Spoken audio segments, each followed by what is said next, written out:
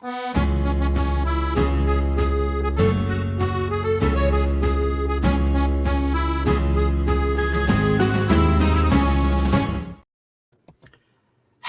everybody. Mariner here, and welcome to Net That Haul for, I think, is it the fourth preseason show, Gabe? I can't quite remember now. It seems like it's been going on forever. Fourth show. It's only the fourth show, Mariner. Only the fourth. It feels like the 400th to me. Can the season just get started, please? I think everybody is ready for that and ready to throw their drafts into the game itself. But let's take a moment of. Well, and we'll get to the philosophy in a moment, but it touches on that. I'm ready to throw my draft somewhere, but I don't know where. Probably a bit. I'm not quite sure. But anyway, we'll see. So anyway, what we're doing today? Well, we're going to do the forwards, aren't we? We've got a little special on Christopher Nkunku. You're going to go back to your roots, Gabe, for the first time in some time on Net That Haul and show some strategy slides, I think. Yeah. Haven't done a little scouting report in a while, and then I found myself doing like 3 in the last week. Mbeumo, Nkunku. But Nkunku was the in-depth one, and then Mbeumo and Julian Alvarez were the just little dip in my toes. Nice. You'll find them on Twitter, yeah? Yeah. You can find them on Twitter at FPLlens, of course. You see in the notes there, and it's MF Doom FPL that posted the one on Julian Alvarez. That was a collaboration, which was nice. Yeah, it's good stuff. That stuff is doing Pete at the moment, isn't it? It really is. Pete's threads are banging, they're great. Absolutely. I'll tell you what else we're going to do today as well. We're going to do a little bit of talisman theory. We're going to have a look at some involvement as well. So that's going to be quite interesting. And we've been tinkering, haven't we, with a little new metric, which we're going to show everybody later on. It's a bit rough and ready, but anyway, hopefully it'll still give us some talking points. And then at the very end, we're going to have a look at some drafts. We're going to look at our drafts. Well, we're going to have a look at the draft, which I did a couple of days ago. I'm not sure even if it's the same now. But anyway, it's a rough idea of where I am. And, of course, you've done one as well. Yeah. So, yeah. But first things first, Gabe, what a great week for us at Net That Haul. 105 new subscribers. Another super hauler in Zach. So that's nearly 40 now. We've got haulers. So we're doing really, really well. Thank you so much, everybody, for your support. And once again, thank you to FPL General, or the first Sea Lord of FPL, as we christened him. But, well, eventually, once he made himself up the ranks from deckhand at the start of the show. But thanks to FPL General. He really flew up the ranks, didn't he? He did. He helped us a lot. And it was a great episode on midfielders. So you can pick that up still and go back and get that. And also, let's not forget Craig at Man on Pod.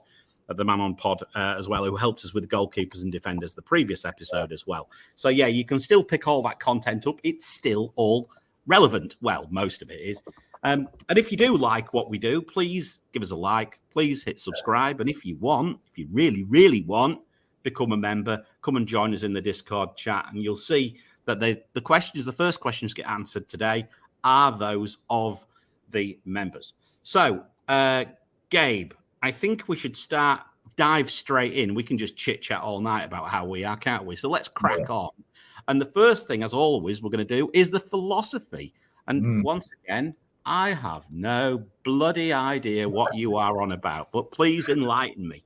Well, I will make things more complicated for you, Mariner, as I do with the FPL philosophy for preseason number 4. Quote, "The answers you seek never come when the mind is busy. They come when the mind is still." And this was said by Leon Brown, an American baseball player. And this one came to me, I think, because we're all, we've been doing so much research. Like I said, this is the fun part of the season. Nima always says that, right? We get to do all this research and have all this imagination of different teams and different permutations. And once the season kind of starts, you're kind of locked into that team. But all of that research that we've been doing for evaluating all the different positions and the prices and all of that, that's the mind being very busy. And if you don't create space for that to process and integrate into your life a little bit, then you could lose those lessons that you're trying to get by keeping your mind busy. So you need to have both, and it needs to be in a balance. And the stillness of the mind will create the space for the lessons of the busy mind to be integrated. So that's the lesson for the preseason episode here. It makes no sense at all. So you're telling me to just down my drafts and not do anything for another 10 days to 2 weeks, or are you telling me to start tinkering? I'm telling you to stop trying to find you can continue tinkering, but the answers won't be in the tinkers. The answers will be in the moments where you stop tinkering. That's when the answers will come to you. The answers won't come to you in the tinkering itself. That's just a way to keep yourself busy. So if you enjoy tinkering, by all means, go tinker. But the answers will come when you stop. Okay. All right. Well, yeah. Okay. We'll see it'd be interesting to see what people say in the chat. You can just have a look to see if there's any comments in the chat game about this. Because as I say, you've bamboozled me anyway. But there's nothing new there because, as you know, I'm not well known for being able to read through these. But anyway, there we go. Let's say hello to a few people. So we've got Niels in. Hello, Niels. How are you? Ahola. Who else have we got? We've got FPL team Peter. Hello, Peter. Nice to see you in here. We've got General Zod, another member. Dreads here. Blue Danube Joe's here as well. Dodgy guy called FPLlens is here somewhere. Black Screen. Geddy FPL. Claire's here as well, another member. Ballroom Jam Shellers, how are you, mate? Let's see who else. GV Subramanian. Oh God, what's that? GV Subramanian. Nice to see you, sir. GV, nice to see you. Jessica Ann's here as well, another member. Podner's Hin, what's up? Yeah, absolutely. Catherine's here. What's that? Shakalaka Mecca Lecca. Shakalaka Mecca Lecca. Very nice. I can actually say that without losing my teeth. That's handy. FPL Blue Footed's here as well. Dodgy geezer called FPL Neema's here as well. And I don't know why. I think he's on a stag do, isn't he? FPL Rubber Ducky, Quack Quack, Trigger Talks, FPL. It's Nick. It's Nick. Good old Nick. We already just started, Nick, so don't worry. Who else is here? I'm rattling down the list. I think that's about. Oh, Matthew's here as well. Matthew's here. Hello, Matthew. Right. Okay, Gabe. Should we get going? Let's do it. Let's do it. Right. So what we're going to do then to start with is we're going to have a look at forwards. But before we go to the forwards, I'm not going to go through all the individual metrics. I don't think we need to do that. I think what we can do now is I'm just going to jump to the right number, which I think is 6. There we go. Combined metrics for the first 5. And I think this is the simplest way, Gabe, is just to summarize it. So for anybody who's new to us, go back to the previous metrics of the previous shows for the more detailed metrics here for all these. Yeah. But what we're doing here is we're just going to summarize it. So as always, just to remind you, green's good, red's bad, white's in between. And fixture difficulty for a start, for attack, as we said. We've been saying it for some time now. Manchester United are best for the first 5, closely followed by Newcastle and Brighton, and then Manchester City. Arsenal lagging a little bit further behind, and then Spurs. Net XG, on the other hand, you got Manchester City at the top there, which is Gabe's metric, which takes into account goalkeepers as well. Then Arsenal, then Spurs, slightly different. Then Manchester United, and then Liverpool. Zonals, and there was a question straight away, wasn't there, from Rubber Ducky in the Discord. I'm going to try and find that one. There we go. So, what do Arsenal zonals look like across midfield in the first 6? Well, I can do the first 5. They're pretty flat, quite frankly. There's nothing much to them. Historically, Arsenal have been slightly better down the left, Gabe, haven't they? For some time, I think, from memory.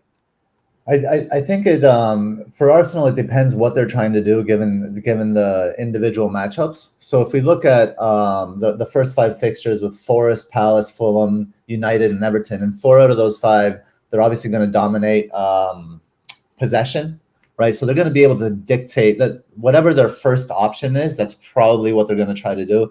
So the first option is possession on the right and creating space and if needed, the left-hand side will be in space, like Martinelli running into space and stuff like that. I don't know. I don't think that Havertz changes that dynamic too much. So if you expect the possession on the right side to work out, then you're looking at Saka as probably the better option. But if you expect these teams to sit in a deep shell, for example, and that right side, maybe not the possession of the right side being used more as a decoy to shift the defense over, then the left side would be the side to work out. So it's kind of hard to tell without seeing a game first when the zonals are this flat.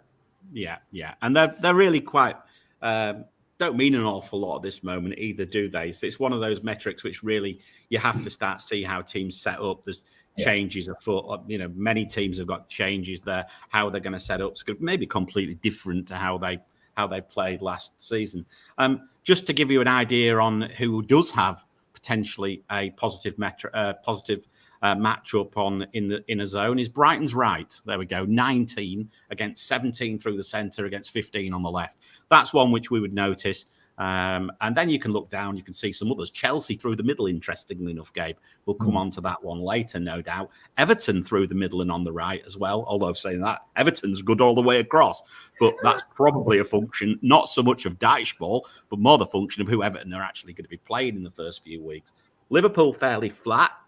No longer a Salah boost on the right-hand side. Maybe that's because he's cut maybe a little bit further in. Because this is where the chances are created from, Gabe, isn't it? Yeah. And you do have to consider, like, for example, if Brighton's right side is lighting up, then that's probably because of Solly March numbers. That creates chances for other zones. But if Brighton's left side is lighting up, it's probably Matoma numbers that creates chances for that left zone. So you always have to look into the zonals a little bit deeper than just what they're showing. Totally. Then you've got a square, nice little box there of Manchester City and Manchester United on the left and centre, both of which are slightly better there. And then that's about it, really. You can also see who are pretty bad. Wolves. Bright red. They didn't have a good end to the season, did they? Ignore the data for the new teams. We have absolutely no idea. What we've also done, again, and this is, again, a little bit more for a bit of fun, really, Gabe, but what I thought we'd do this week is I thought we'd actually throw in the big chances matchups, the shots on target matchups, the shots in the box matchups, and the headed matchups. And for the new viewers and listeners, every week this will come up in the matchup show, won't it? So this is where we'll actually drill into this type of data for every single game. Well, unless it's some shite team who we can't be bothered to talk about. But then we get told off by the members because some people want to know about them. But anyway, there we go. But if we're talking about the first 5 fixtures, Gabe, if we're talking about big chances, Manchester City, 14. Brighton, 13. Manchester United, 13. Spurs and Liverpool, 12. Now, of course, that plays straight into the Juggernaut's hands, doesn't it? Because he does gobble up a fair chunk of their involvement. But we'll talk about involvement a little bit later, which is interesting. But interesting enough, when you see Spurs getting 12 big chances, you've got a good idea who they're going to as well, right? I mean, typically, yes. I wonder if they will be more spread around a little bit this season. Maybe. Yeah, possibly. And also a resurgent, hopefully, a resurgent Son as well. Mm-hmm. Maybe a fully fit Son might spread that out a little bit. But yeah, anyway, so Brighton as well, 13 big chances they're expected to start flying. And in fact, if you look at Brighton, look how green they are all the way across. Shots on target, shots in the box, and even headed matchups that are amazing. Let's move on to shots on target. Manchester United, 30. Brighton, 29. Manchester City, 27. Newcastle, 26. Newcastle are doing bits very, very quietly in all this as well. They seem not to be in the conversation much, though. Okay. Yeah, and I think it's because of the competition with as far as the attacking Newcastle assets, and then the defensively, like their defensive numbers or the matchups don't look very strong. So So we're off of the more expensive Trippier and stuff like that. There's some people are interested in Botman, but again, the defense doesn't look good to start the season. And then the attack, are you going to go for Isak Wilson or are you going to go for Jesus and these other players? I think it's just, and we'll get to, I think, what that competition looks like shortly here. But, absolutely. But yeah, it's certainly, and then there's the Brighton assets. Mm-hmm. That'll fill spots as well. So yeah, so we'll see. We're coming to all this anyway, but it's just a nice way to set the scene, really. Shots in the box. Brighton are expected to be best. 57. Significant, really. 57 shots in the box predicted. Against Newcastle, 53. Manchester United, 52. And Manchester City, 48. But they don't need 57 chances to put, do they? They only need 48. So that's the difference there. And even headed matchups, and it's a bit of fun, really, but maybe you never know. You might decide to go for your 4.5 defender, might have the crafty ability to bury a header every now and again. And who have we got? We've got Newcastle at 16, Brentford at 15, Brighton at 15. So there's your Ben Mees, and probably, I don't think Botman got a header, did he? It'd be Dan Burn, wasn't it? It was the header last season. And perhaps Lewis Dunk, although he's more likely to give you a pile driver from the edge of the box. But yeah, so that's what we're really looking at, really. As I said, Brighton absolutely light up. Wolves are absolutely awful. Who else really light up? Well, probably Newcastle, pretty good. Manchester United. Manchester City, headers-wise, not. Oddly enough, they don't headed chances for Manchester City. I'm surprised about that, Gabe. It's quite low for them. I mean, Holland, when Holland puts his foot up, it's at the head level for most people. Actually, so that's a good point. Yeah, he doesn't need his head. Yeah, exactly. Yeah, fair point. All right. So anyway, so that's the start. So there we go. So that just gives us a little bit of context. Now let's dive into the actual matchups. So the first one we're going to look at is the budget forwards to 5.5 and on the field statistics. And I'm what do I say about this, Gabe? I tried my absolute best to unearth a gem. I'm afraid I'm still digging.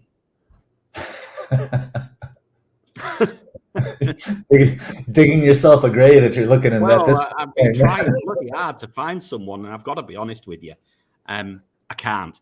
The fact is that remember that, and this is a very important point. I've already seen people saying that, what about Morris from Luton, people like that, apart from having a blank in game week 2 because the ground's not ready.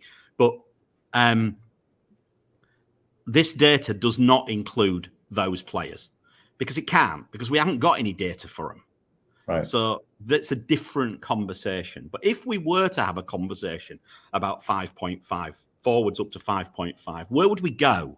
Well, if you look at on-field stats, so things like XG, XA, etc., Undav and Nketiah absolutely clean up.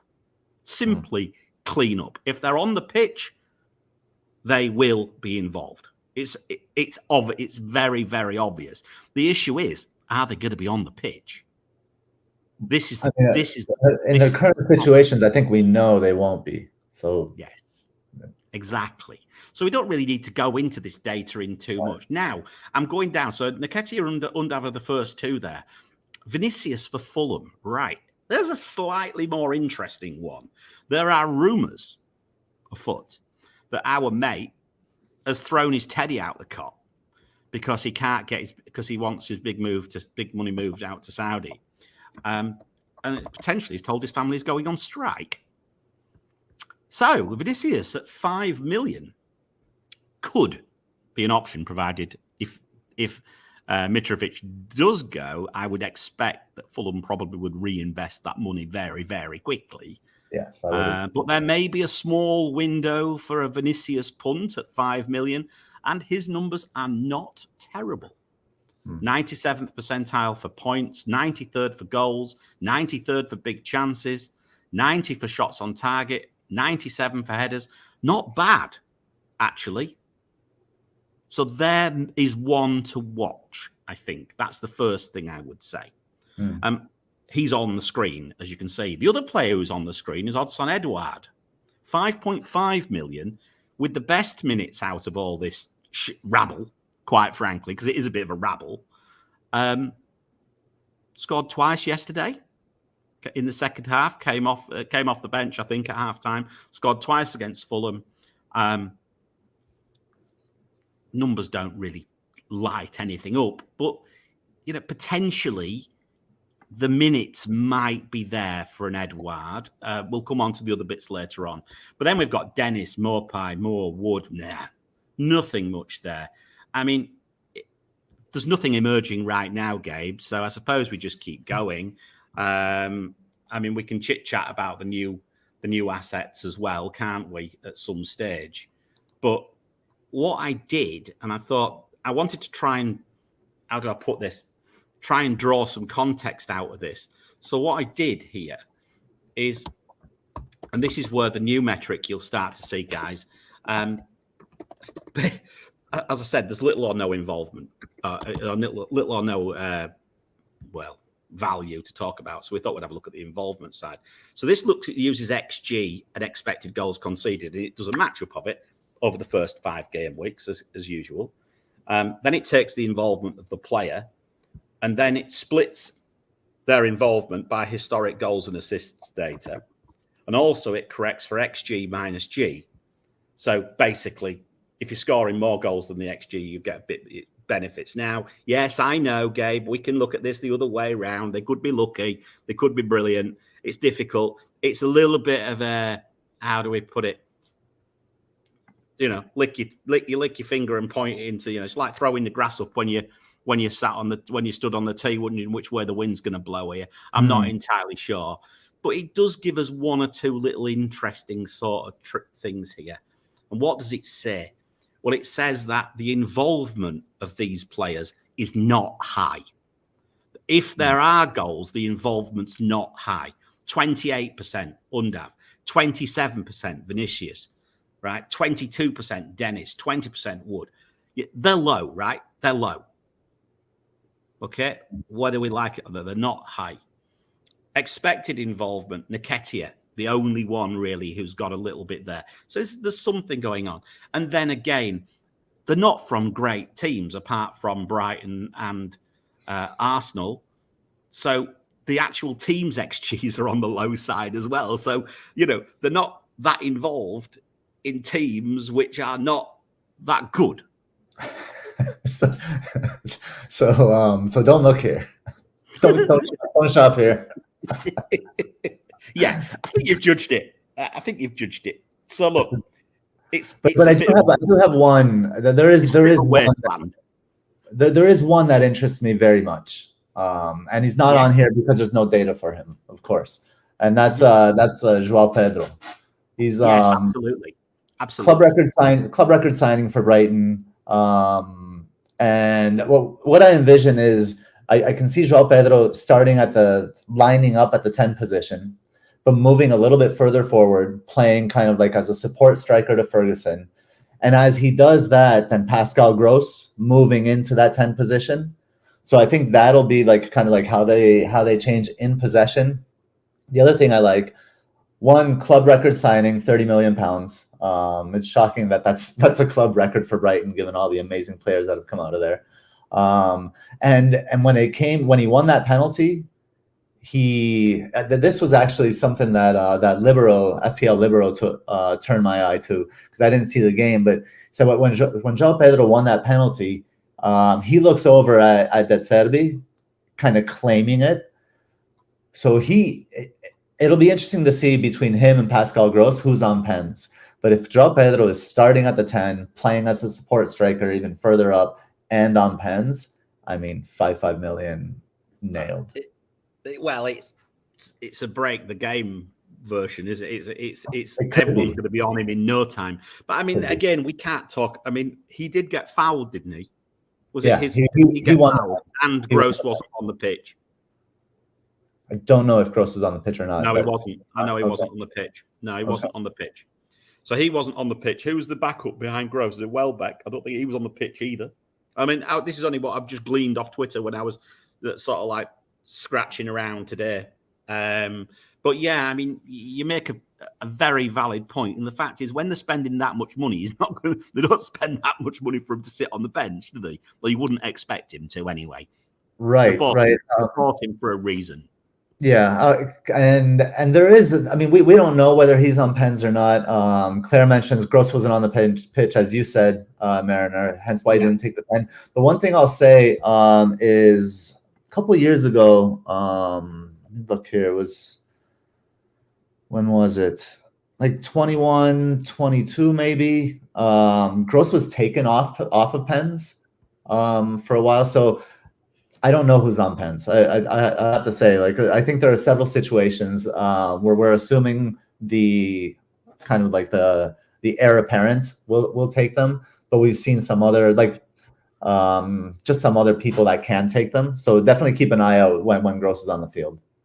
Yeah, absolutely. So okay, so anyway, so that's the wasteland of 4.5s to 5.5s. As Nick says, it's good to show them just so that we can rule them out. Well, we've done that. As I said, maybe with one or two little caveats there, but we always have to have caveats, don't we, Gabe, on that whole. So anyway, now I need to bring on to the most exciting part of this show is when I put Darwin Núñez on a slide and see you squirm. I love that he's there. I love that you just put a target on the slide for me, and then I just have to throw my axe at it. Well, he's there for a reason, because his numbers, his high-level numbers, these numbers. He's got great numbers. The high-level numbers that I am showing, not the ones that I'm not, are actually very good. I mean, he tops XG, XA, assists, big chances created, shots on target, and shots in the box. However, as we all know, he can't hit a cow's ass with a banjo, or he couldn't. So he converted nothing.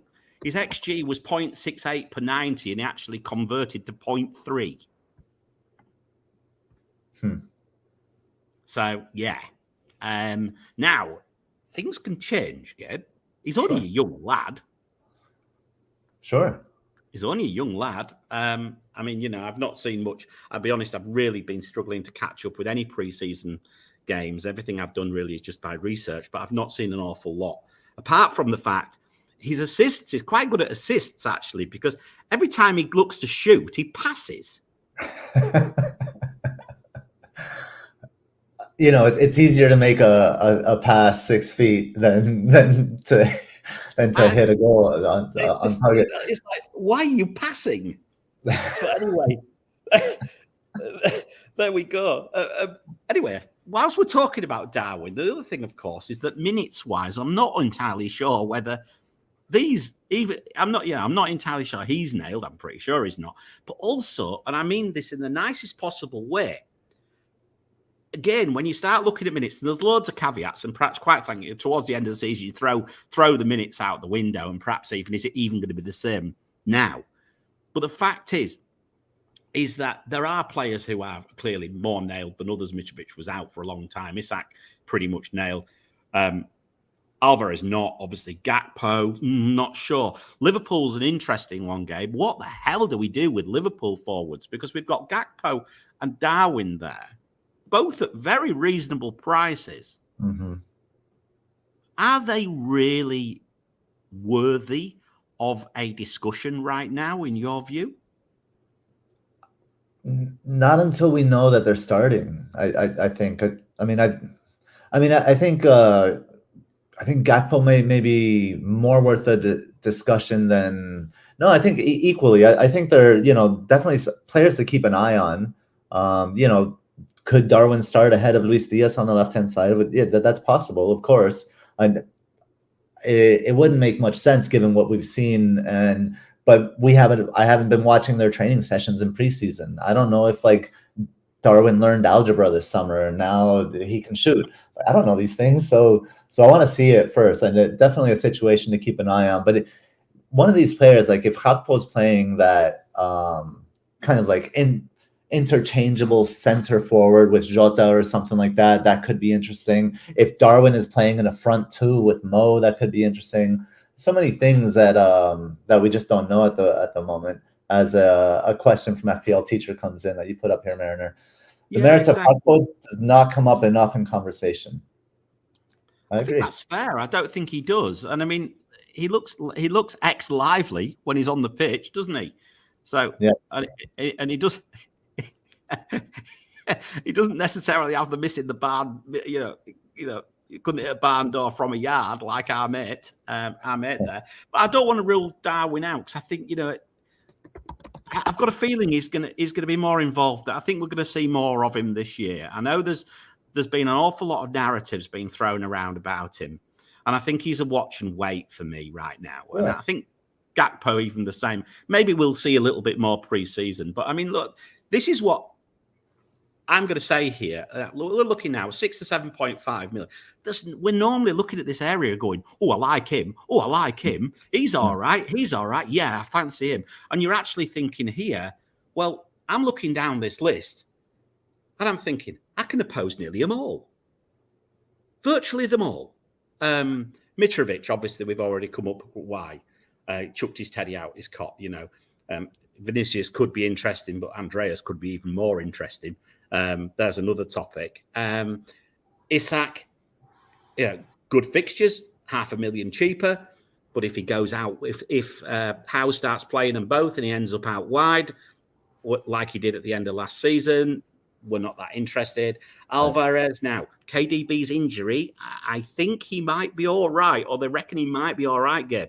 So that might bring a different topic to this Alvarez conversation. And I know we're going to cover him today. But I think probably on the next slide. But yeah, we'll come to Alvarez. The interesting thing about Manchester City, I suppose, is they have lost one or two players rather than added players into the mix. Gundogan's gone, Mahrez has gone. I think the Charity Shield's going to be very important. Yeah, and I like Alvarez as a pick. I've had him in my draft for the past maybe a little over a week or so. At FPL MF Doom, again, Pete wrote that thread that I was mentioning. And one thing I noticed about Alvarez is he has very decent finishing numbers. He has decent, like comparable to kind of like the Jesuses of the world, like the better forwards in the league. But one thing he also does, he's like in the 90th percentile in tackles. So I have a feeling that that what Pep might be trying to do, and again, this is like wait and see, like see if you see this kind of approach in preseason, is play with a more kind of solid back line. He brought in Guardiola, of course, and move Stones up and kind of play with like a block of back and a block front. And Alvarez could be there to win tackles and play a similar role to Jota. So that does at Liverpool, and like just pressing the ball, making tackles, winning the ball early, so the ball doesn't even get to the back and they don't even allow any chances, which is what Pep wants to do. If he gets a start, even with KDB healthy, Alvarez could start on that right hand side. That's kind of how he got started at River Plate before being a full-time starter. Then he played a little kind of everywhere. So Alvarez is definitely in the mix. I want to actually throw some. I want to mention Solanke, and I usually ridicule Solanke, but they have a new manager, Iraola, and I have some thoughts about him in regards to like the talisman theory. So we'll get to that momentarily, but just like put a pin on Solanke for now. No, and I think that there we go. I mean, you talk about minutes. Look again, Solanke's minutes. Admit there's lots of caveats, but they stand out as well. He's equally top on assists there. But yeah, his numbers are not too bad. But we're going to come on to it, but it's just too damn expensive. That's my criticism of Solanke, and also his fixtures are crap to start with. So there's another issue. Keep going back. Ferguson, where was he? Didn't figure. So I don't know where. And then, of course, if João Pedro's 500,000 cheaper and you've got Enciso 500,000 cheaper, does that actually confine Ferguson to the dustbin? And João Pedro has a lot of experience playing center forward. He could be the center forward with Pascal Gross in the 10. Yeah. I mean, we just don't know yet. I'm cooled on Ferguson now. I was dead up Claire, for him. Claire agrees with us, by the way. Yeah. So I've cooled on him. Visser, not so sure. When he's on the pitch, he again looks very lively, but I think for me, not entirely sure about that. I'm not sure I would spend 6 million on him right now. Then there's another player there, just a little bit further down. There's Ings. Now, did you hear the little rumor that Antonio might be going to Saudi? I did hear that. Yes. So that might open it up for Ings and Scamacca at relatively cheap prices. So we're going to have to keep an eye out for that as well. And then Awonyi, as you know, he was on fire at the end of last season, was super in brilliant form. You know, you can see why he's top for points and for goals from this data anyway. Horrible fixtures and 6.5 million. I would have loved him to have been 6 million. I just feel he might be a bit too high priced. So I can just argue against nearly all of these. Yep.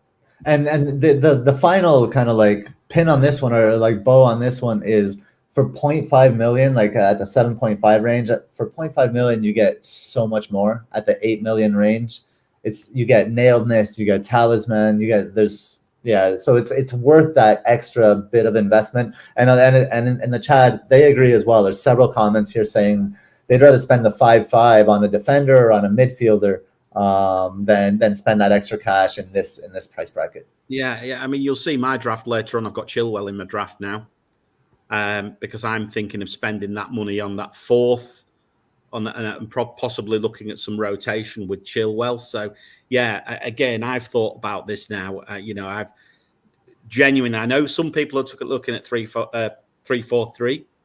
I still am not too hot on it, because unless I went for a very expensive front three, and that would be a different conversation. But yeah, once I went to a 3-4-3 last week when I brought, and it's hard to get out of it. I really like it. The more I hold it. So historically, I'm a 3-4-3 manager as well. So I do like it too. The trouble is, I just see having to go too heavy on it.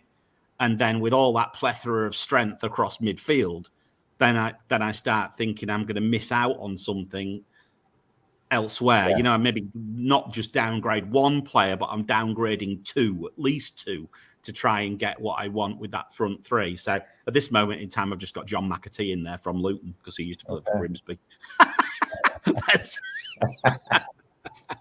Anyway, there we go. He's going to go out on loan, so probably his price will freeze. So that'll be perfect.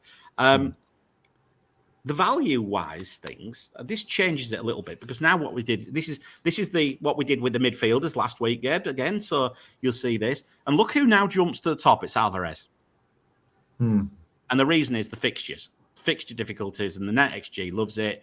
Of course, if his minutes are up, his involvement is good. It's not the best, because of course Manchester City spread things out somewhat, but look, if he starts in the Charity Shield, I think he'll be in my team.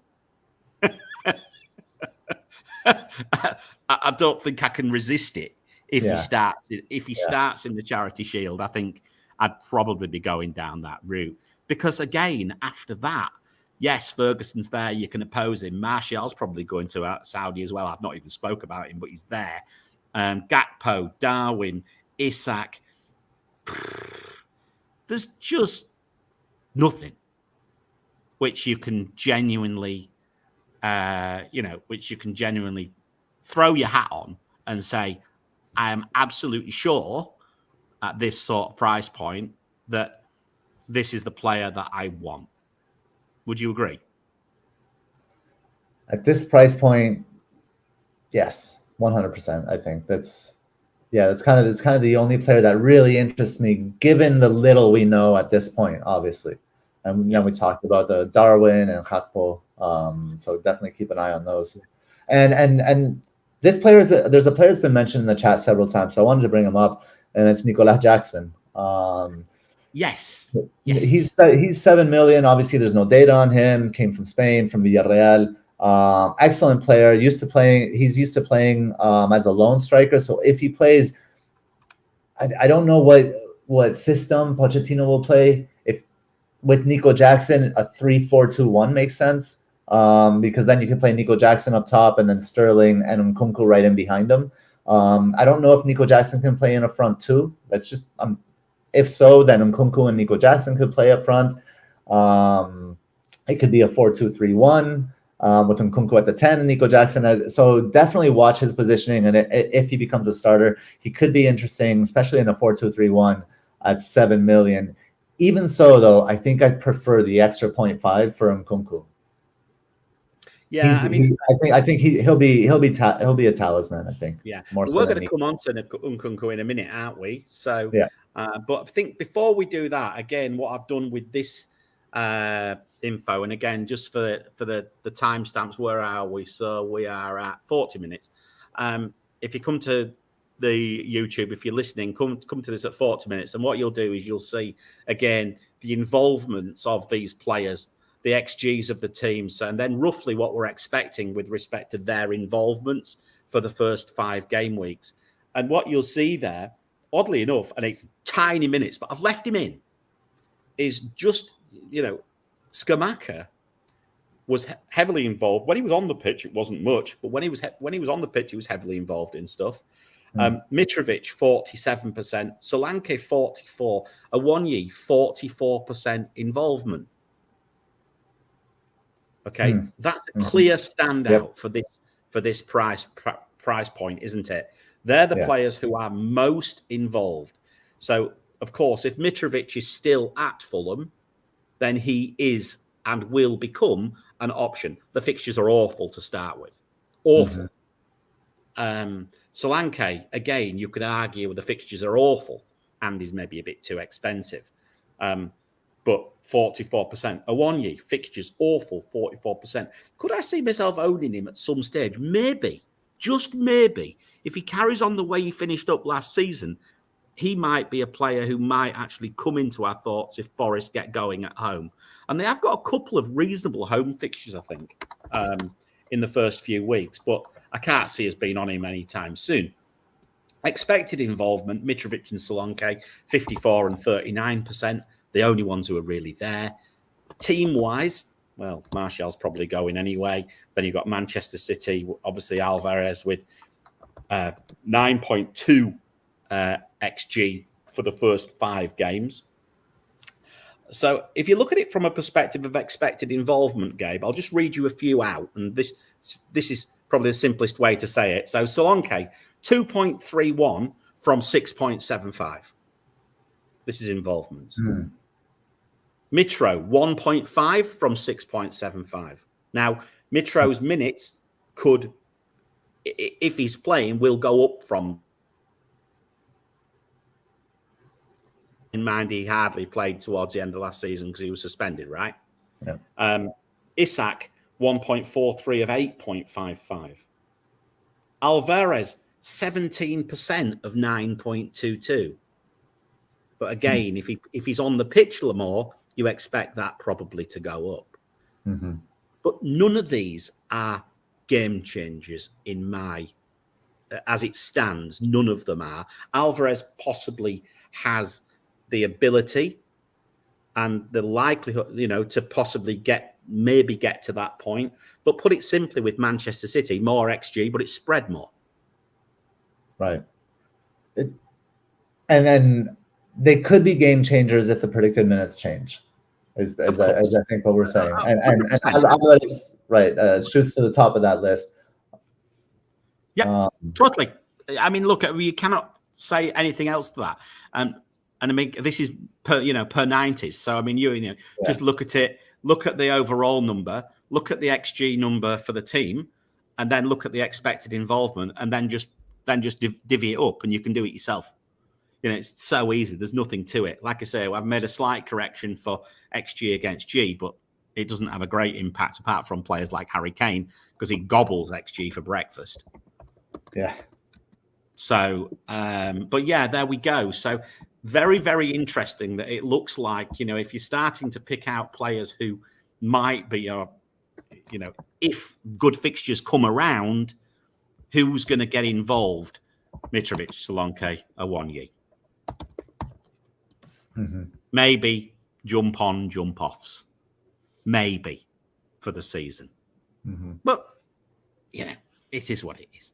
So that's the 6 to 7.5. So at this moment in time, I haven't got any 6 to 7.5s in my draft. Okay? At this moment. No. Yeah. Oh, you don't? I do. No. Well, I don't think. No, I haven't. He's out at the moment. I know it might be, and he's not on this list anyway. I have two. At this moment, I've got none. I think we move on. I mean, but it's between questions. Between the couple drafts that I have between 5.5 and 7.5. I have 2 forwards in my draft. Yeah, and you have neither of which have data from the Premier League. Correct. We'll get to those. I stand by what I am saying. The data for the existing players right now at this level is a bit of it's. If this is just flaky, this is just more difficult to get right. I'm not saying there isn't good options here. I'm sure there will be this season. I'm sure players will emerge. But right now, I struggle with this price point. And as for the cheaper ones, well, that's a complete minefield as far as I'm concerned. Well, actually, it's not because there's no mines in the field. It's a wasteland. It's more like it. Yes. Anyway, I've spoken enough. I'm going to let you come in now because we've spoken about him a couple of times, haven't we? But I think it's about time that we did a little bit on Nkunku. Right. So, Gabe, over to you, and just again for the timestamps, everybody, it'll be 47 minutes by the time I let him loose. Please come to the YouTube channel if you're listening and have a look, because you need to look at Gabe's graphics so that you'll be able to understand what he's talking about. Gabe, over to you. Yeah, actually, I'm gonna answer this question really, really quickly because it's about Julian Alvarez, and it just popped up. So Thingamabob asks, has De Bruyne in the match squad latest friendly changed your perspective on Alvarez being the KDVW lead last year? And you brought this up, Mariner, that De Bruyne was in the squad. So yes, I think it adds a little bit of a doubt to the Alvarez pick. Just something to monitor. He can come in for a KDB, but he could also come in on that right-hand side.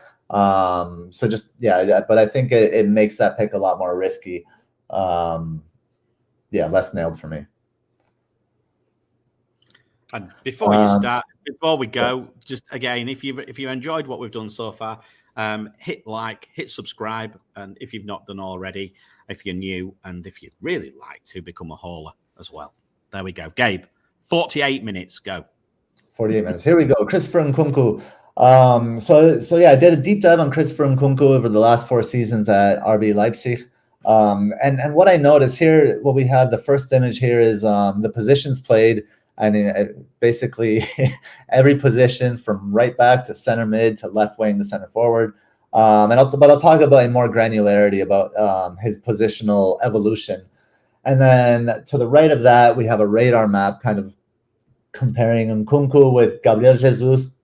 So Nkunku's in blue on the radar map. Gabriel Jesus is in pink. Erling Haaland is the bright green. And it's Bruno Fernandes. Is that who I put in there?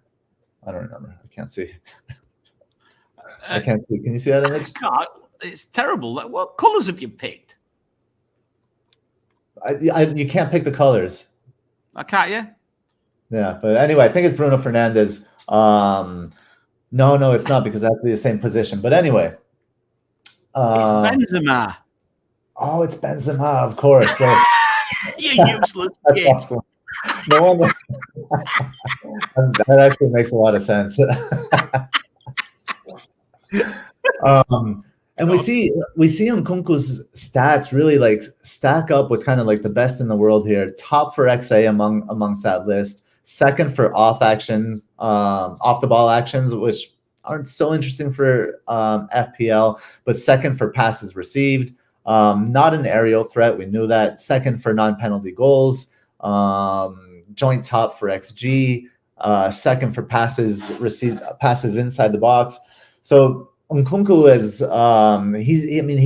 he's an all-round player. He can pass the ball. He's very creative. He can dribble. He's got an excellent ball control, and he can definitely finish. And I'll show examples of what I mean by these things in the next slides. Okay, let's move it on. Are you doing it? Okay, yeah. I'll just whiz through this while you. All right, that's fine. You help yourself. I'm just checking cool. all the stuff. So this is just one of the ways Nkunku kind of like operates in the box. So what I saw like over his progression is he had a continued progression to playing kind of like the left forward role for our RB Leipzig in a 4-2-2-2. So he was the left forward role, and Szoboszlai, just as a side note, was the right center mid role in that 4-2-2-2.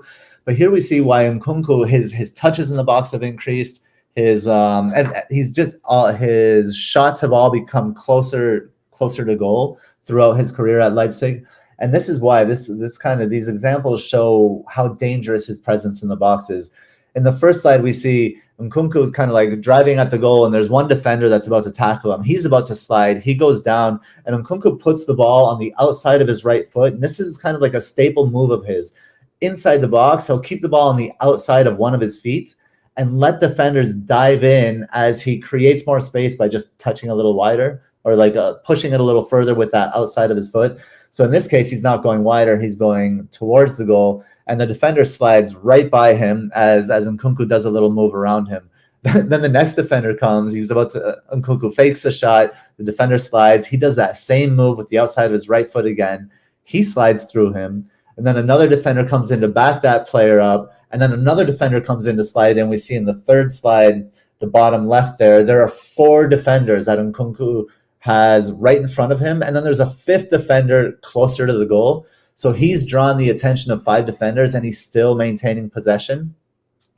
Then we see in the final slide what all of like the result of all of Nkunku's little touches with the outside of his right foot is he creates this pocket. Like if there's anyone any Americans in the chat here, it's like when the quarterback in American football drops and then the offensive line creates this pocket for him to throw. Nkunku does that with his touches inside the box, and that's why he draws so much attention and creates space for himself while drawing that attention. This is what makes him just like super, super dangerous, and exactly kind of what Chelsea need, and why I think Nkunku will be played further forward rather than at the 10. But given Nico Jackson's early success, that I could be wrong on that. Moving on to the next slide here. This is 3 slides. This is Nkunku kind of like he received the ball in the box, and he's surrounded by about 1, 2, 3, 4, 5 defenders there. We can see in the first slide in the top left, 4 of the defenders are blocking the lane to Szoboszlai. We see Szoboszlai in the red circle at the top of that box. He's just waiting for the ball from Nkunku. Nkunku knows that he could probably turn with the drag back. That's when you step on the ball and drag it back and spin. But he knows there's a player kind of guarding that space. So what he does, you see in the second slide, is he fakes the drag back and he just holds it with the bottom of his cleat. And look, at that moment, that's when all of the defenders kind of collapse on him. And then when he puts the ball in the final slide, when he puts the ball back, gets ready to pass the ball to Szoboszlai, look how he's moved that block of defenders from being in the passing lane to Szoboszlai to being between Nkunku and the goal because he's so dangerous. This ball ends up, I didn't put the final slide, it's irrelevant to Nkunku. Nkunku passes the ball to Szoboszlai, and Szoboszlai scores this. But again, just how dangerous he is possessing the ball in the box while other people like kind of come in and support him, I think is really the added value for Nkunku, and one of the reasons why I'm starting with him. And then lastly, this is kind of like a simple one, how Nkunku can kind of run from deep and slide in behind defenders. Now this will require like good passing from behind Nkunku. I could see maybe Sterling making these passes. It'll be interesting to see who can make these passes kind of from central areas. But this one, Nkunku kind of, a defender steps up to press the ball, Nkunku slides in behind. And then what I like about this one also is his finish, right? everyone's expecting probably a far post finish, right? And the goalie certainly is, but he cuts it back near post, making it look more difficult. But in the end, he scores. So the trickery of his finishing is something he's developed over the past 4 seasons as well. All of these reasons, I mean, are why I like as Nkunku as really like more of a goal scorer, but a goal scorer that can create for himself and others. And for these reasons, I see him as more of a talisman than Nico Jackson. But Nicolas Jackson, if he's playing next to Nkunku or anywhere around him, is going to benefit tremendously as well. I mean, it's something I don't normally do, is buy a player fresh into the league. You know, I normally like to sit and wait. The difficulty here is that it's one of the reasons why I've gone with Chilwell. I look at those fixtures for Chelsea, game week 3 and 4 onwards, you know. So home to Luton, home Forest, away Bournemouth. Mm-hmm. And it just, you know, it just really excites me. And I think, you know, for the first time in a while, it looks like they're starting to play a little bit.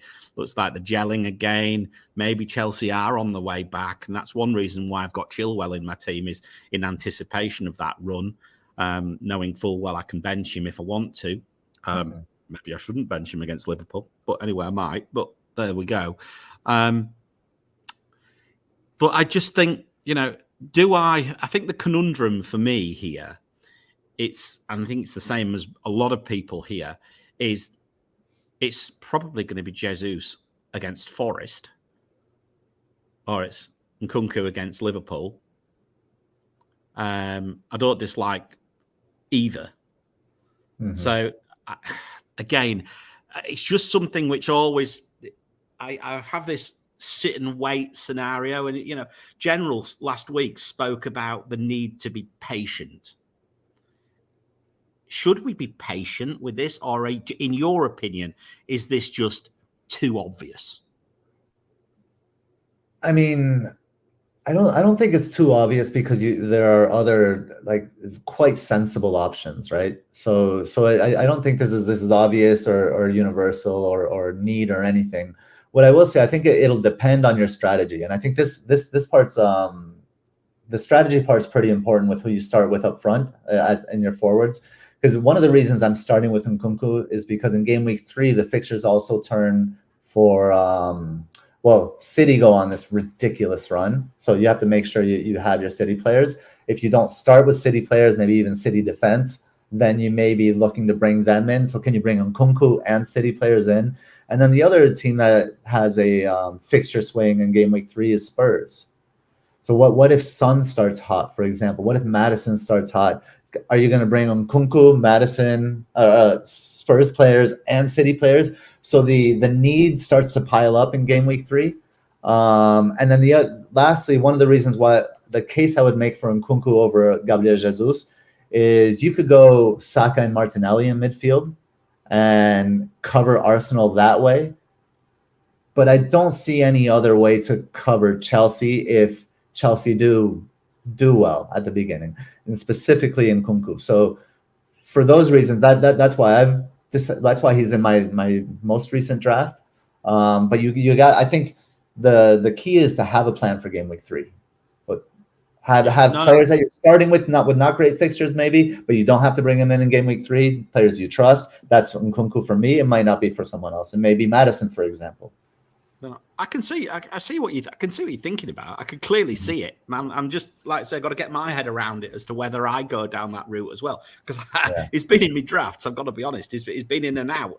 At this moment in time, I'm just trying to keep myself in check a little bit. But then you get Nihal here saying Liverpool supporter here, and Nkunku will outscore Jesus in game week 1. We are open at the back if Fabinho goes 2. Liverpool are always open at the back, mate. Although not against Chelsea. How many 0-0 draws? They're historically just extremely low-scoring games. They are. Yeah. They're historically very low-scoring games, which makes me just think a little bit about that. But anyway, there we go.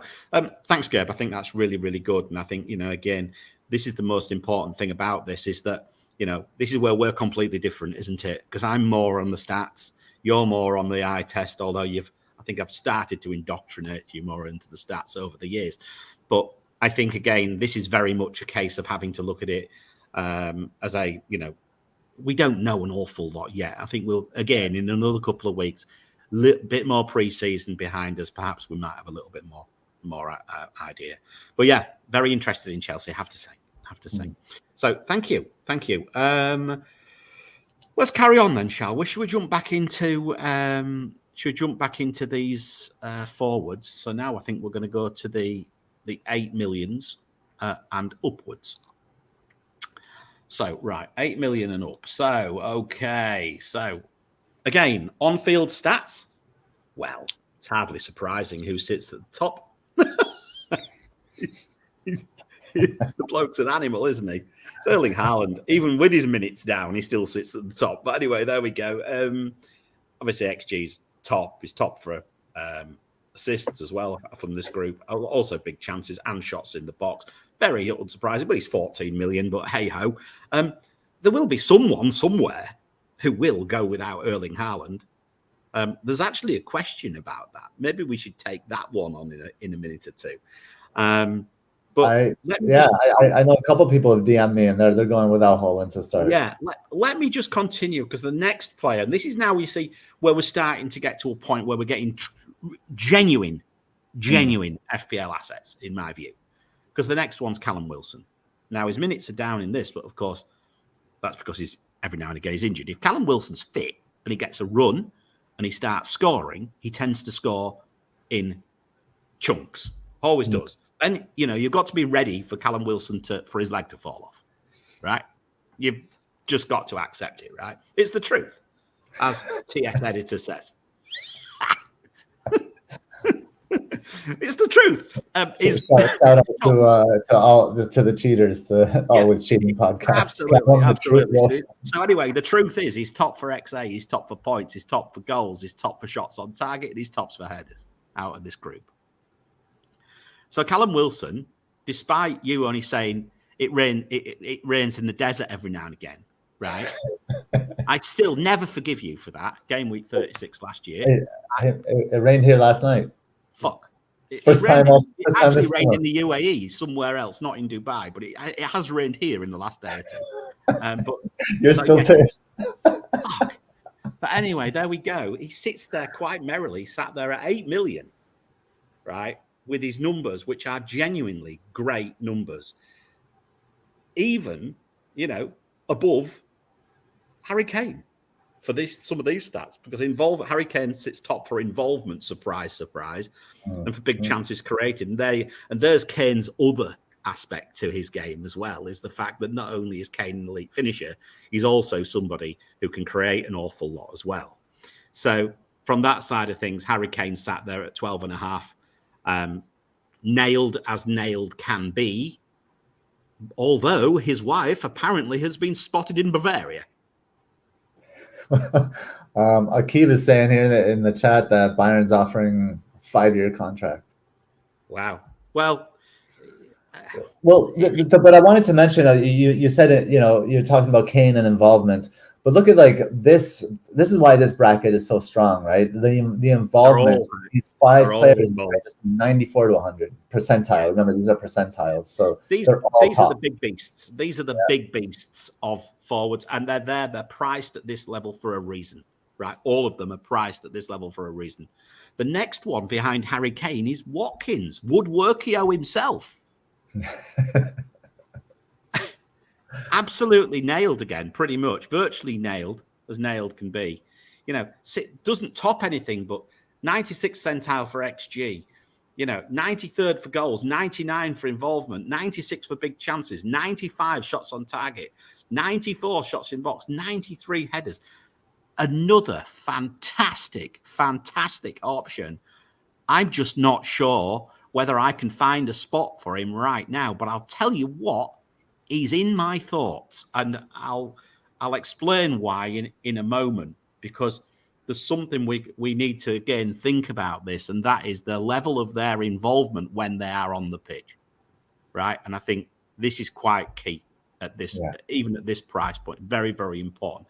And then look who's fifth. All this drama we've been talking about, Gabriel Jesus, right? He sits behind Watkins at this level, from this point. That's all. Doesn't sit top on anything. His minutes are down. We know why. He's still very, very good. But is he better?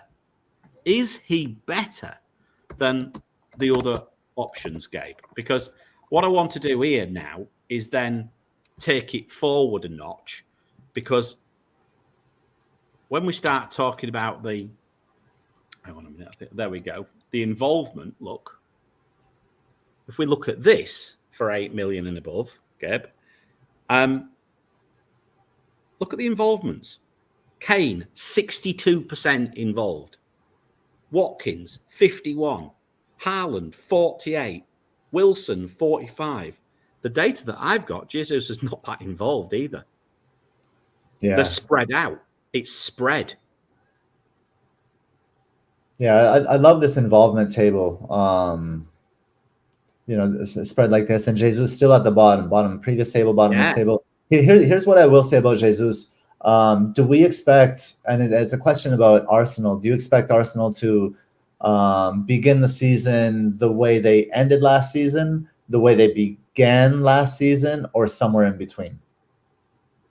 That's a brilliant question. I wish we need Nima, really. I hope they don't finish the way they ended last season. We'll be selling their assets very fast if we do. I have a feeling that they will probably come back firing.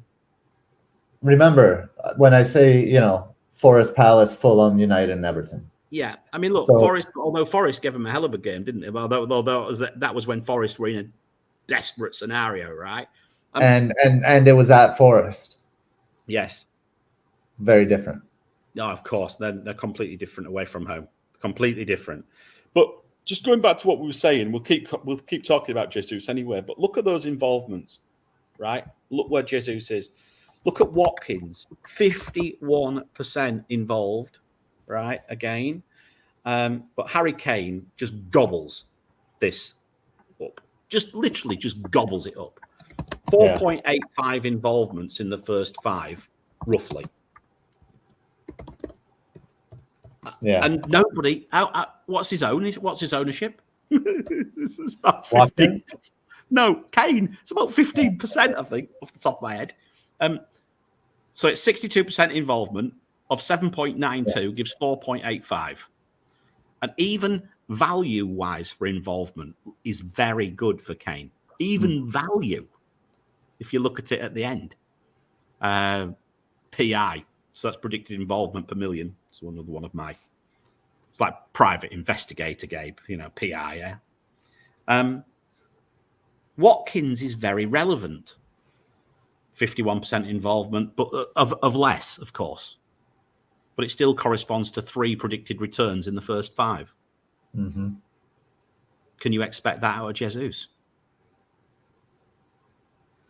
I'm not so sure. I think so. I maybe about the same. But the thing is, I think from memory, I think... Sorry, carry on. I was just going to say, like, Jesus... Home Forest. I really think it's early season numbers. I think we got to go back to early last season, and because with these fixtures, I just see them just firing to start. Yeah, I'm not saying he's not going to. I'm just saying that what I'm looking at here is involvement. Is the involvement spread out somewhat? And you can make the argument that it's going to be spread out even more with the introduction of Havertz, for example, and more attacking options. It could be spread out more. Yeah. But I mean, I think this is going to be key. Callum Wilson, 45% involvement of 8.55. Again, minutes down. If he's firing, if his minutes are up, then there's a lot more than 1.87. Expected involvements in the first 5, a lot more. So interesting to say the least. But the thing is even Jesus, even his involvement's down, But Arsenal's XG matchup gave is only 7.76, lower than Manchester City at 9.23, lower than Newcastle's at 8.55, lower than Spurs at 7.92. Mm-hmm. There's a lot of things just making me just question this Gabriel Jesus pick, and also definitely now questioning going very heavy on them up in attack. I'm definitely questioning that. I've seen people going for 3. I think this is enough to tell me not to go for 3. I think I would. I would disagree a little bit, and here's why. I think for me, the reason to not go for 3 is because the defensive, as far as NatXG is concerned, at least the defensive matchups are quite good. So I think there's value there, and at the 5 million, and then the other reason is I think Arsenal's attacking numbers are severely depressed because of the way they finished last season, and I feel like I don't know if it's wise to let that sour somebody's perspective on Arsenal attack in general. But the reason for no Jesus is because you can double up on the attack in midfield, and it's just as good, maybe better, right? Yeah. I am not saying Jesus is a bad pick. I'm genuinely not saying it. What I'm saying is when you look at it that way, he's not the talisman that a Harry Kane is, that a Callum Wilson is, that a Ollie Watkins is in that team. Yeah. That's the point I'm making. Very fair. What I'm also saying is that Arsenal's fixtures are very good at the start of the season. I could start with Jesus, but I would probably be taking him out for Chelsea in game week 3. Now, that, again, makes me think then they're at home against Fulham, and I'm taking him out against Fulham. Right, exactly. That's like that. I think if you get Jesus, you've made your bed until maybe City, maybe game week 8. Yeah, interesting, huh? Yeah. So it's almost like go with Jesus and just stick with him, because you can just see what's going to happen. Sure as eggs are eggs, right? You know what's going to happen. You take him out and bish, bash, bosh. There we go. There's your Martinelli. There's your getting impatient on Martinelli coming back to haunt you again in another form. Or how many times does that happen? You take the player out, you bring somebody else in, and whack. And I think that's the case with a lot of these. Like, you make your bed. If you go Nkunku, you make your bed. You're not going to take him out in game week 3 if he blanks, right? For 2 game weeks, because that's when their fixtures switch. Jesus, same. You're not going to take him out in game week 3. Who's the other one? Watkins, same thing. I think game week 3, I'll check really quickly. Burnley away, you're not going to take him out game week 3. Like, none of these guys, whatever bed you make with the forwards, I think that's the bed you sleep in until your wild card. Unless you punt it on a Ferguson, Solanke, and a João Pedro, and that didn't work out, then okay. But yeah, any of these, I think you're in it until the wild card. So make sure you choose wisely. Well, it seems that way because and again, if we just look at this is what I've been using. So these are the stats that I've been using. This is a matchup of expected goals against expected goals conceded, and then averaged. So it doesn't not like your net XG, which takes into account the goalkeeper.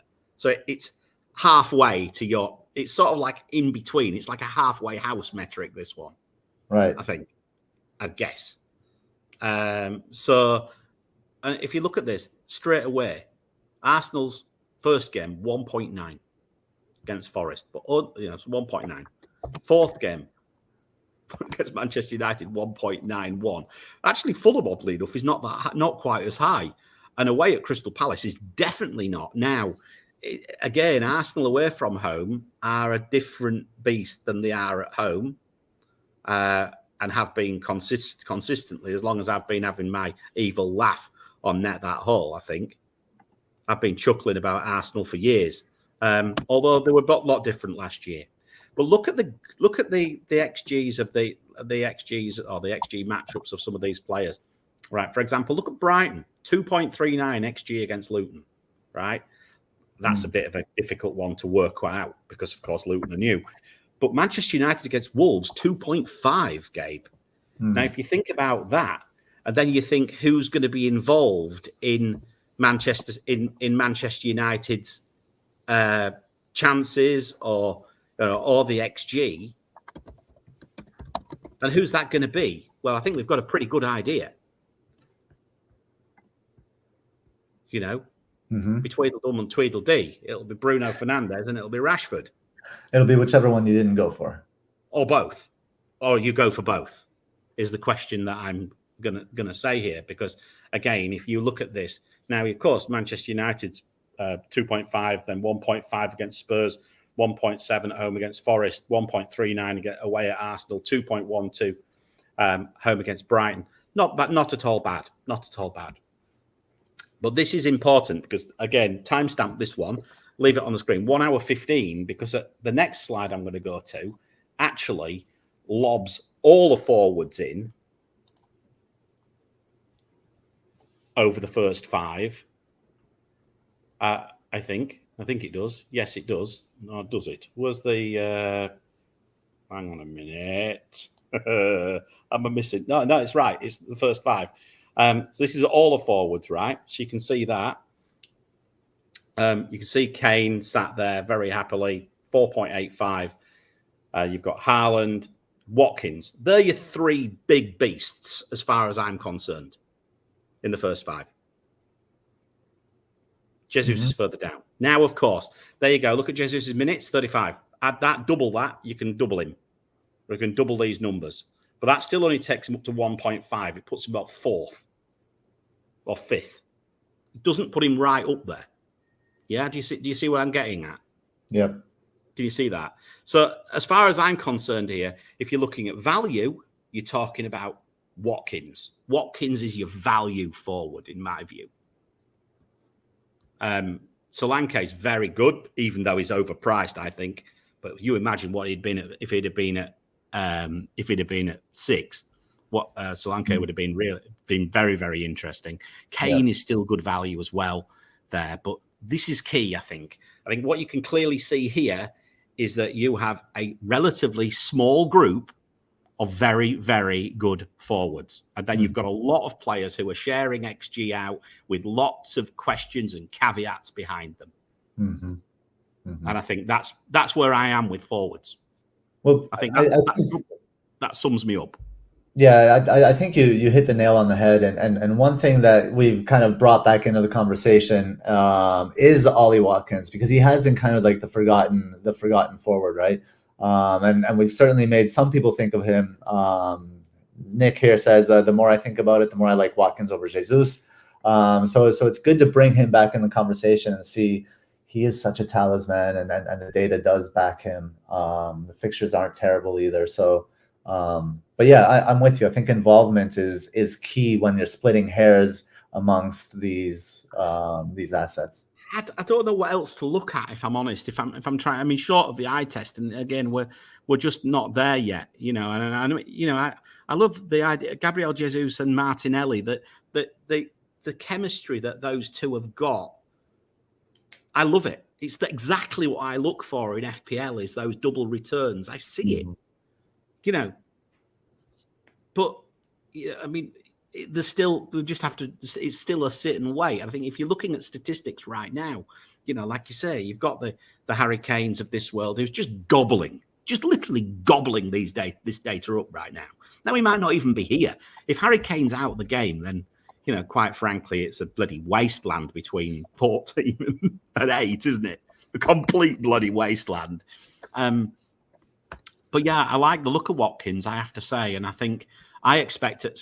I'm absolutely certain that at some stage I'll be owning Watkins, and I just think I'm more likely, if it was me right now, it's still probably Jesus, but my initial plan was to transfer him out. Now I'm not sure I'm going to do that anymore, so that might then swing me and save me $500,000 and just say, do you know what? I'll go with the midfield instead.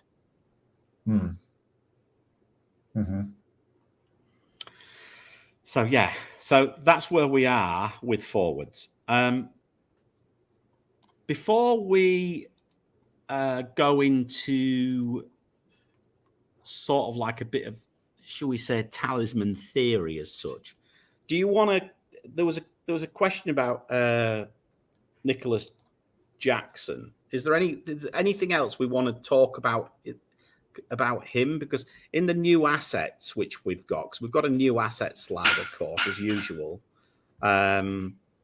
He does, we did put him on this slide because I think that's just an important point. There's not that many forwards come in either. Right. So we've obviously got João Pedro, obviously at the moment sat in a Watford kit.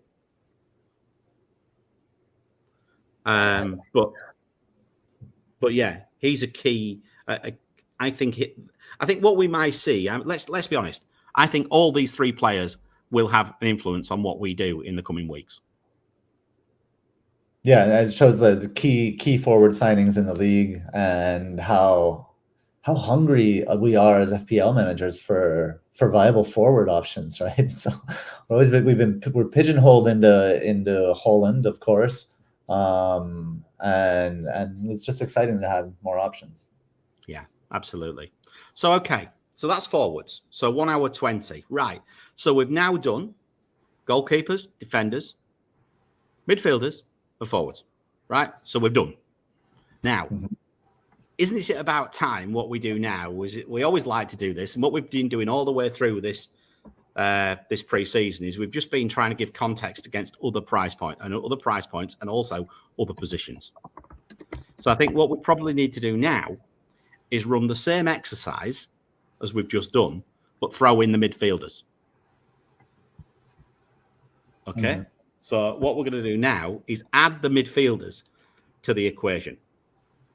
And there we go. Now we're talking about, not only are we talking about forward, talking about midfielders, and now we're lobbing the other potential talisman into the game.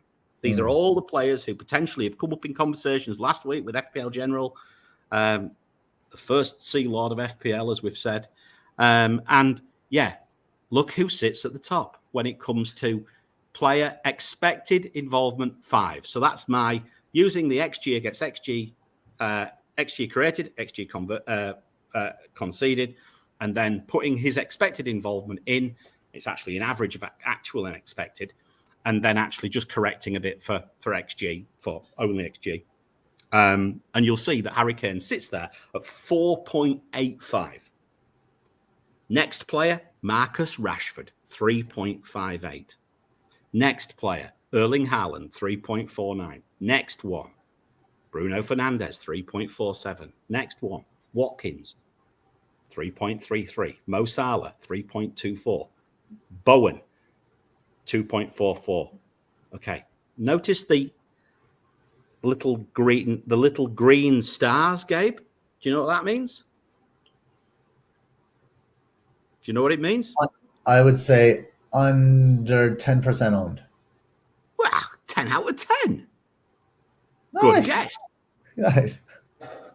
Good guess. Under 10% owned. You're absolutely right. So there's your ultra differentials there. So Bowen is the first one of your ultra differentials of somebody who is taking a large proportion, all right, a large proportion of their team's the involvement in a large proportion of their goals.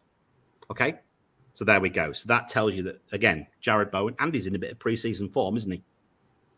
So he's scored, he's actually had a few. But yeah, so there we go. So Harry Kane, Rashford, Haaland, Fernandes. How many of these top 10 have you got in your draft, Gabes? Not that many. Is the answer. 3. Yeah. That's not good. 3. Makes you question things. I mean, look, what I would say is that, again, it makes me want to get Kane into my team, but I'm not sure I'm going to be able to do it. And he may have gone by then anyway, so it could be irrelevant. Yeah. But I think what this tells me is the double up of Rashford and Bruno is very, very likely to start in my team. being honest with you. Very, very likely. Now, of course, we've got Watkins. Salah as well is sat there. And I've not got Salah, but there's some very interesting points about this. Arsenal, out this list, 12th, 14th and 20th.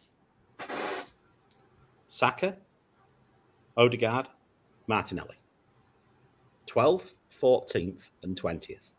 So on that point, Joey Kneecap joined us today. I guess he doesn't usually get to make it. And he says, glad to catch the ending of this live. If you haven't already talked about it, any reactions to Mikkel Tokman's numbers that dropped yesterday? No Arsenal mids favored is quite the thing. Now his numbers are behind a paywall, as Joey mentioned. So we're not going to talk. Well, we don't know them, and then Joey's obviously not going to share them because they're behind a paywall. But again, there was just the idea that Arsenal players are much lower ranked than on several metrics than we may have anticipated.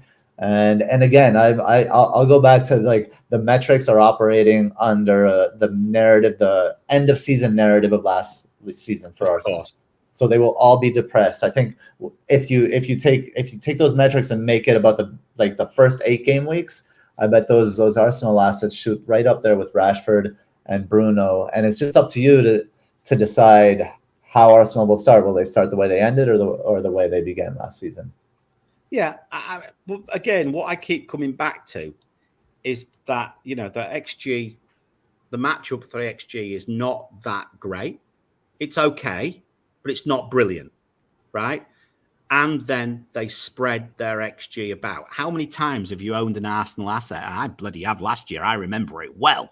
How many times did I own an Arsenal asset and get nothing? How many times? It does happen with them. And now there's Havertz in as well, There's another player coming in. Trossard's going to get some more minutes, I'm sure. This XG is going to get eaten up by other players. So, I think this is just something we've just got to keep an eye on. Look, I'm starting with Saka. Saka is going to be in my team at Gameweek. I'm almost certain. Almost certain. But that said, go ahead. That said, that's probably because he's on penalties. You know what I mean? That's the reason why I've picked him. Yeah, there's some chatter as to that questions whether he's on penalties or not. I haven't seen any evidence to suggest that he isn't. So we'll go with that. But I'll be looking forward to the game week 1 matchup show, Mariner, because I want to talk about Saka compared to Martinelli as assets if you were going to choose one or the other. And we'll look at the matchups more closely on that show. But I think there is a case to be made against Saka, and it's not a popular one. So I'll try to make it. No, absolutely. Look, we've got there's 500,000 reasons why you might want to go for Martinelli over Saka, right? Sure. Yeah. I can see it, completely see it. I did at the start of last season for sure. 3 forwards in the top 5 from the perspective of expected involvement. Mm-hmm. Kane, Haaland, Watkins. Interesting, eh? Mm-hmm. Just give you some headline numbers. Like I said, Kane, absolutely, elite finisher, as we've said, even from an XG matchup of 7.92. He's still very good. Now, Gabe, question: what's Son going to do to if Kane is still there? What is Son going to do to him? Is he going to turn into the assister again for Son, or are we going to see some dilution on Kane's numbers? Do you think is that possible? I don't know. I don't think there'll be a dilution if Kane stays, because Postecoglou he favors attack, and I think the addition of Maddison, that creativity in behind Kane. Maybe Kane may not need to drop as deep anymore with Maddison there linking play. He's so good at that, and Maddison does have experience moving all around that central midfield area. So I think if anything, Kane's numbers could improve going into this season, and he's. Let's see. I do agree with Akib. I think Bayern get him. I think Bayern buy Kane.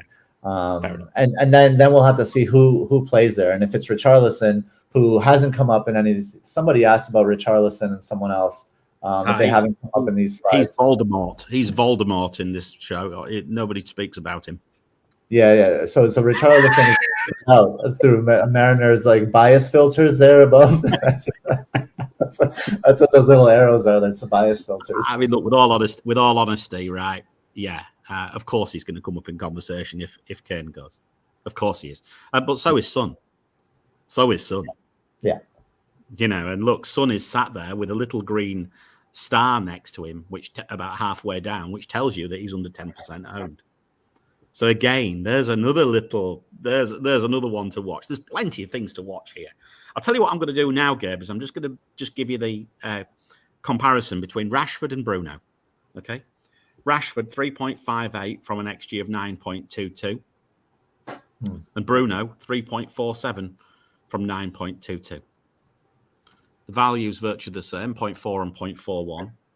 Bruno's 0.5 cheaper. And on pens. Do you know what? If you go in with one, you probably go with Bruno. I agree. I haven't had Rashford in any tinker. Yeah. If you go with one, I think you go with Bruno on the basis of that. I think that's where I am. Yeah. So Rashford would be the player who drops off if I decided to go with one. I don't think I will. I think it'll be two. Just some other numbers. Watkins, this is reading down. Watkins, 3.33 XG from expected involvements from 6.83. Salah, 3.24 from 7.59. Bowen, 2.44 from 7.3. Dwight McNeil, 2.44 from 7.33. Andy got an assist the other day, but apparently it was a real dodgy one. Could he be the little dark horse talisman of Everton with those really juicy little fixtures? We've got Bazball in the cricket, but we've got Dyche Ball for Burnley, right? So, good players from good teams. Oh God, I know. I'm not going to buy him. I'll be very interested. I'll be so pissed off if he gets a couple of returns in the first couple of games that I've talked to him. And I'm sure you'll let me hear it. Yeah. First Callum Wilson, now Dwight McNeil. But looking at these players who feature in this sheet, right, and with the stars next to them. So these are the under 10% owned. Bowen, McNeil, Mitrovic, Gibbs-White. Gibbs-White, there's another one. Player who's been talked up in pre-season, but the fixtures are bloody awful. But does Gibbs-White come into our conversations during the season? Entirely possible. Looking at this. Entirely possible. Solanke, Son. There's Johnson there. Now, if he goes to Brentford, it could be an interesting topic because there was rumour he might go to Brentford. And Solly March is sat there. Another player just below who's over 10% owned, but now with rumours of Zaha leaving, Eze could be an extremely good pick. Really good pick. An extremely good pick. So, look, again, this information's all on the screen. You can come and have a look at it, guys, because what I'm going to do now is I'm just going to switch it across and filter it by the predicted involvement per million. And McNeil sits top. But anyway, there we go. Let's just ignore that. Watkins, second. Then Bruno, then Gibbs-White, then Rashford, then Kane. So again, the same players, but Gibbs-White jumps up that little bit higher because his value. So Gibbs-White, I think, is an almost definite own at some stage this season for me. This time. Particularly if Forest get a nice run of home fixtures, because that's what I'll be looking for. Or I can unearth some, let's say there's some rotation which unearths itself in due course. But Gibbs-White looks to be that bit of that, a little bit of a talisman there for Forest. So you like your talisman theory. It's Tom from Who Got the Assist. Shout out to Tom. who always does his Talisman Theory pod every year. It's one of my favorite ones pre-season. It's the one, it's very, very important to listen to for me. But there we go. Ollie Watkins is clearly the talisman there. The honours are shared by Rashford and by Bruno for Manchester United. It's a bit of a shared prize there. Obviously, Harry Kane sits there for Spurs, Solanke for Bournemouth, Bowen for West Ham. It's going to be your mate Batman, Brian Mbumo for Brentford after the Mbumo mobile last week. And if you're talking about Brighton, you would say, oh, hang on, it's Mitoma first, but look who's right on his heels. It's Solly March. And then just a bit further down, you've got Gross, who's possibly on penalties. That spot for Brighton is going to be super interesting to watch. There's no talisman for Brighton. There isn't one. Not yet. It's going to be spread out. And quite frankly, good luck. Because did you see, it was a fabulous thing yesterday. I was watching the Open Golf, and there was Victor Hovland, the golfer, and he was just about to take a shot, and a seagull flew across and shat on him. He shit on his sleeve. It was hilarious. And he said, that seagull's just shat on me. And someone said, oh, it's good luck. But I expect that seagulls will shit on us all season from an FPL perspective, Gabe. I mean, you've defined FPL, haven't you? FPL can be best defined as a seagull shitting on you. Well, anyway, I reckon there'll be seagull shit on your sleeve at some stage this season because I'm guaranteed you're going to get the wrong one. Yeah. Because it's difficult. Brighton are super tough to get right. There you go. You've got Eze sat there, Crystal Palace. Salah's sat there for Liverpool. Saka's the first Arsenal. Going down. Manchester City, a long way down, but Haaland's the first Manchester City. Wilson's the first Newcastle. If you were just going down that list and just going involvement, I think I'm pretty much nailing most of the talisman, I think. Yeah. That you would normally talk about. Yep, I agree. And then I think that's been a good theme of this show. Just really quickly, as we're transitioning here, we do have, amazing, Mariner. We've had over 70 people in the live chat watching. Yeah, it's just fantastic. So thank you all so much, obviously, for spending your time with us here. And we have 47 likes. So if we've helped you, if we've made you smile, if we've made you think, whether you wanted to or not, give us a like. It's free. Yeah, costs you nothing. Okay, so that's the show. I suppose what we've got to do now is have a quick look at the drafts, haven't we? It's the moment everyone's all been waiting for, Mariner. Well, maybe they've not really. No. It's just a fun way to roast our teams because we won't be here next week. Yeah. Feel free to put your marks out of 10 in the chat for these. I haven't done a lot of thought about mine, so mine's going to be interesting to see who wins out of me or you. So we'll get someone to do.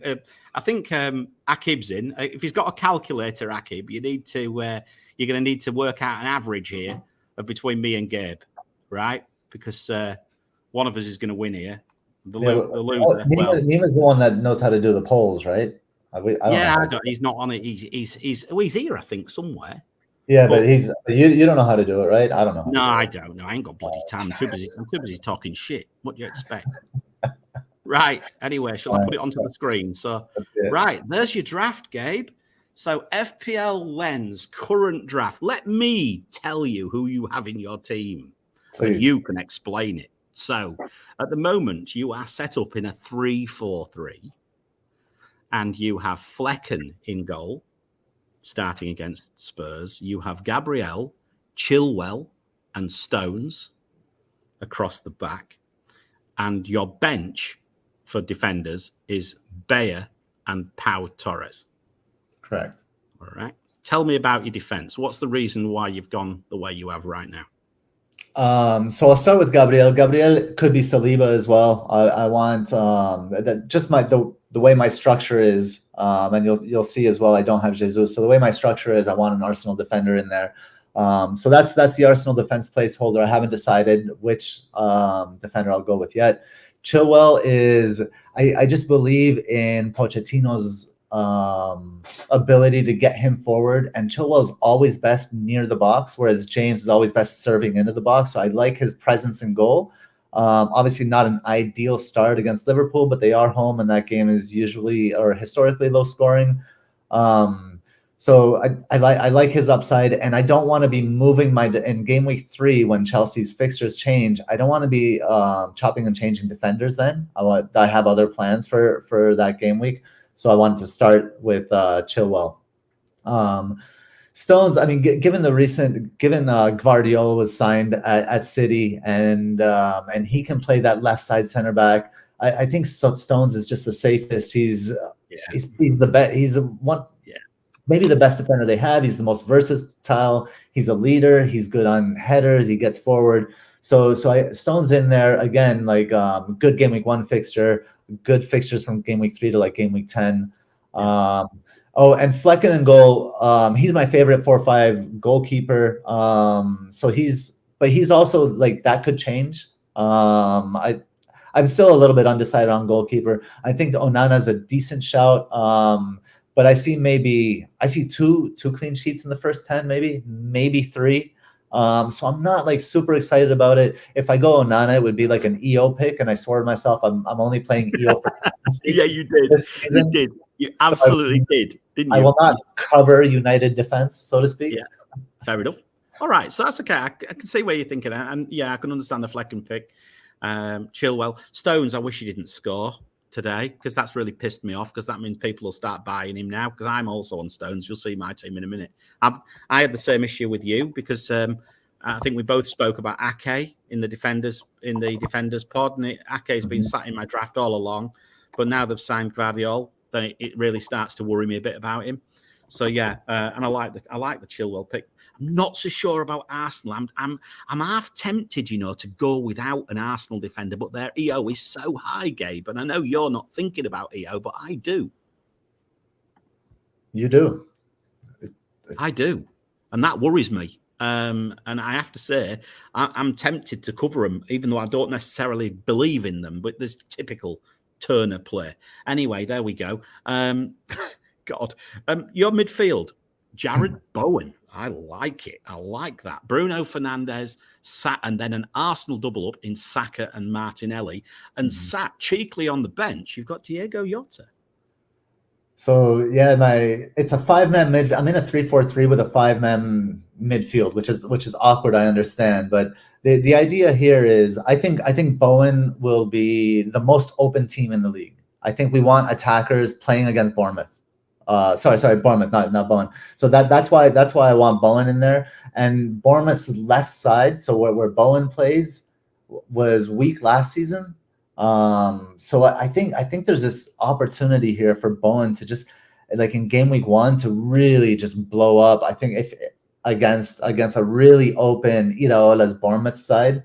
So I've snuck Bowen in there, and then moving forward, and then Diogo Jota's on the bench because of that historically low match away to Chelsea. Don't really love it for him. I wouldn't be surprised if he did return, but don't absolutely love it the way I love Bowen's matchup. So that's a matchup play there.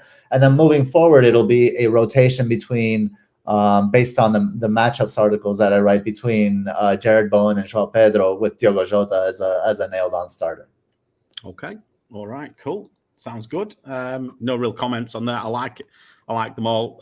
Jota, I'm not so sure about, if I'm honest with you, but I think that's something again that might come clear as we get towards pre-season. But you'll see who I've got in my team in a moment. So I think there's a similar train of thought going on here, actually. The reason I do like Jota is, and I mentioned earlier, is just his pressing is so vital to Liverpool. And he's basically the only one in that front line that can head the ball. Yeah. Okay. Fair enough. And up front, you have João Pedro, as you said, Nkunku, and Erling Haaland. So with a big captain sign straight on him as well. How's that? What a surprise. And there it'll remain likely, I don't know, for 38 game weeks, but for a long time.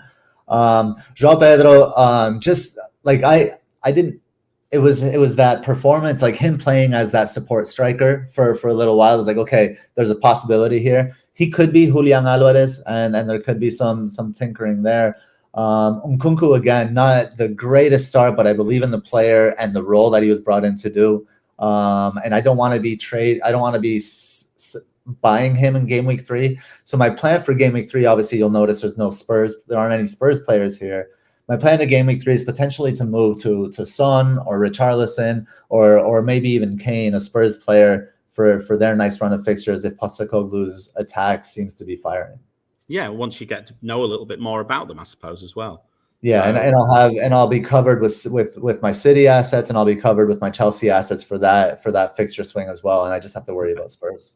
Okay. All right, let's go to mine then. So my draft then. So I'm slightly different to you. I've got Onana in goal, so I've spent that extra $500,000.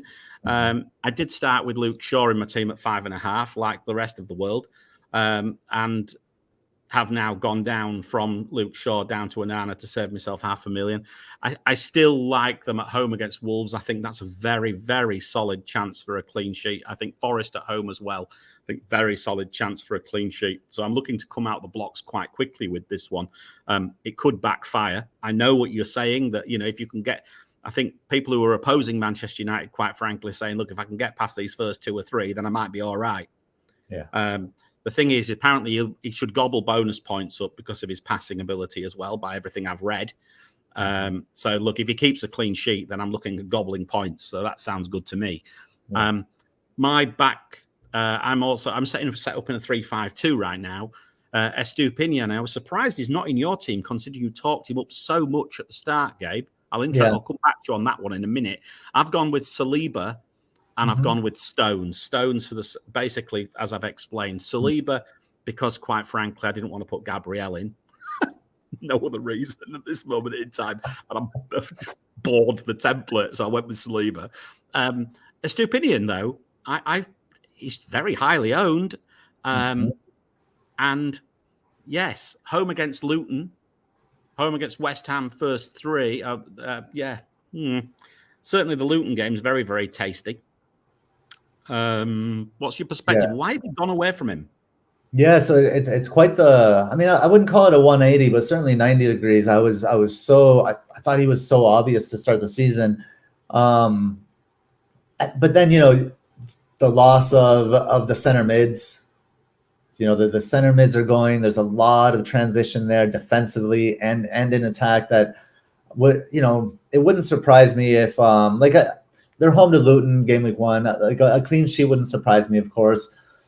Going away, Wolves is a good matchup, but away might not be the best. And then I don't think West Ham is as good a matchup as we think they are. I think West Ham are going to come out better than they started last season, and then after that it gets a little bit tricky. I don't think Bournemouth is home. Bournemouth in game week 6 is a clean sheet. For many teams, actually, I think Bournemouth will score goals. So I went away from Estupiñán most because of the uncertainties in midfield, and the fact that I just prefer to be set up for the Chelsea swing, and the upside of Chilwell is higher than maybe anybody in the game. Yeah. Well, that's why I've got Chilwell sat on my bench, sat there at this moment in time with Bayer as well. As I said, Chilwell sat there probably for coming in for game week 3 onwards, so I don't have to move so many in. So I'm maybe slightly different perspective from you. I take your point about Estupiñán. I just think also he's got attacking returns in him. And so I like him for that as well. It's not a complete, I don't think he's a complete dead duck. They'll keep clean sheets from time to time. I'm just not quite sure. I take your point, though, about the midfielder, holding midfielders. If they lose those, they could be in trouble. It might make me rethink completely. Right, my midfield. So I'll go from left to right. Luis Diaz is sat there. Saka, Bruno Fernandes, Rashford. So there's the double up. As I said, I'm keen on the double up. Saka's in there for penalties predominantly.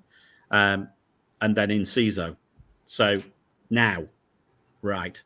I've got 2 gambles in this team. Lewis, in my view, at this moment across midfield. Diaz, a little bit. Still need to think about that one. Let's see what happens. And Enciso, still need to think about that. Now, what could I do here? The safe move is to take Luis Diaz down to Brian Mbeumo, and then Enciso could come up if required to one of the Brighton midfielders at 6.5 instead of 5.5. So that's my safety net here. That's my thought process. What I would say is that Enciso and Chilwell rotate very well, so that works quite nicely. I think it was Harry, who's been in the chat, actually alerted me to that one. I saw that one on his show or one of his tweets. I didn't notice that, so kudos to him. But yeah, that looks like that rotates quite nicely. We'll have to see what happens with that. But yes, Enciso rotates. He could be March. He could be Mitoma. Diaz could be Mbeumo. And then my forwards are, at the moment, Jesus and Haaland. And as I say, the reason I've gone for Jesus is because he's 8 million and I have the ability to come down in price to the one that I want to come down to. And that also is just a little bit of that Jackson is actually looking quite lively. So I'm actually thinking I don't necessarily want to commit on that Chelsea midfielder or that Chelsea striker until I know which one I really prefer. So that's the reason why I've done that as well. That's a good point. Yeah. So that's my team. So I'm not sure if I've got any ranks. You've got a 7 out of 10, but I'm not sure if anybody's going to comment on them because we might boot them off the chat if they give us a shit numbers. What do you reckon? No. I think I'll keep General Zod around. Game team edges it for me. That's it. I'm not talking to him anymore in and you're like, wait, I never talked to anybody. I'm not talking to him anymore in Discord. That's it. Anyway, right. So there we go. As I say, Colm likes Gabe's team as well. Maybe it's because he's playing the 3-4-3. Yeah, possibly, because sometimes people like that. Why Jesus instead of Watkins? At this moment in time, the Forest fixture. Nothing more. And EO. Maybe EO as well for you? No, I don't know about that. I'm not so worried about Jesus and his EO. It's not as high, is it? It's not like it was last season. It is, actually. I haven't looked. I don't think it's that high. I'll never know what the EOs are. I don't mind Watkins, actually. It could be Watkins. 33%, Jesus. Yeah. As I say, Niels, I mean, he's saying you were praising Watkins. Yeah, I am. At this moment in time, Jesus is in. He's not sure to stay. And then sometimes like some images get clipped before others, like so we may after the show go back and tinker some things in and out. It's not so much that. It's not so much that. This draft was done about 3 or 4 days ago, and I've done my research since, and I've not changed it. So, that's what I mean. That's what I'm saying. Yeah. So this is the point. I've done my research in the last day or two. So there's nothing really much changed with this. I've not tinkered with this much at all in the last few weeks. Well, certainly the last week. But anyway, praise be to Jesus, as L. Ron Cupboard says to it. So there we go. So at least we've done our little bit for. Maybe we all need to pray for FPL this season. Perhaps we might get a higher rank if we do. Who knows? Gabe, should we take some questions? Let's do it. So should we start with the? We'll start with the haulers questions. So what we got first then? Here's ones from L. Ron Cupboard. He's super tempted to go small at the back and put all his Euros, clearly they're somewhere in the Eurozone, into midfield. 2 Arsenal, 2 United, and a filthy Phil Foden. And I had to put my teeth in. A filthy Phil Foden. Something about Phil Foden as well. He's in my thoughts somewhere. He didn't really pop up in any of this because, of course, he's been out, in and out, not really involved so much. The XG is going to get shared around with them a bit as well. Mm-hmm. One to watch. But what do you think about this? Are you thinking about what about lobbing all your eggs into that midfield basket? That probably means that you're going for Salah. And I just don't see the value in Salah. No, he's not. He's going two Arsenal, 2 United, and a filthy Phil Foden. So I'm going to guess he's going to go, let's say, Saka Martinelli, Saka Martinelli, Bruno and Rashford and Foden. Yeah, then I don't think that's like that's putting all your Euros into midfield. I think you can still have Haaland, right? Super tempted to go small at the back. You can still have like how small, right? 5 million is still on the small side, and that's still valuable. it's more mid at the back, really, that type of team, isn't it? Because it just depends whether you've got Trent. Neither of us have Trent in our draft. I think you can have this team with Holland up front and medium at the back. Yeah, you couldn't probably do it with, I don't think you can do it with Trent, could you? I don't think you could get Trent into that team. No, and yeah, that's good. I guess I've kind of made my peace with Trent. Yeah, me too. I think I'm the same. Okay, like for me, I have no problem with that midfield at all. No, me neither. No problem. The next question from General Zod, although I should go past his question since he likes your team more than mine. But anyway, there we go. A case for no City defenders at all. Ben Mee, for example, looks overlooked. What's your perspective on that? I look everything which I look. City's defense have been serial point dodgers for a while. I personally think that someone like John Stones is value at 5.5. I'm very happy owning John Stones. I agree. I mean, there is a case for no City defense, of course, and especially if both Foden and Alvarez are starting. Holland, Foden, Alvarez triple up in attack is that could bang, and you could really haul with that. So there's definitely a case. There are ways to go without City for sure. I reckon you'll be captaining Cancelo against Fulham in game week 4. No, Cancelo won't stay. 6 million. Played yesterday. What I will say yesterday. Huh? He played yesterday. Yeah, I mean they're trying to sell him. So. I'm pulling you like. I mean, look, I'm just saying he's 6 million. That's all. Yeah. No, it's 5. Yeah. No, I mean, look, I mean, look, I'd certainly go for as I say, I'm a little bit disappointed that Ake's out of my picture because I would love to have only spent 5 million. If I'm honest with you, there's a few people gone for a Kanji, haven't they? As well, I've seen a Kanji in a couple of drafts. Personally, I prefer Johnson's. I think there are better values than me at 5 million. Right. Yeah. I like a Estupinian. I like the Arsenal guys. I would probably, if I was going for that Brentford defender, I'd probably go down at Henry at 4.5. Or Henry or Pinnock if Pinnock will start. Or Pinnock, as we brought up in the show. Yeah, Pinnock as well. Yeah, absolutely. It looks like he's going to start. Absolutely. Right. Okay. Next one from Greenback Golfer. No Haaland drafts. Right. Here we go. So I've summarized his question, which was very long. It took him ages to type it. I was sat waiting to copy it into the show.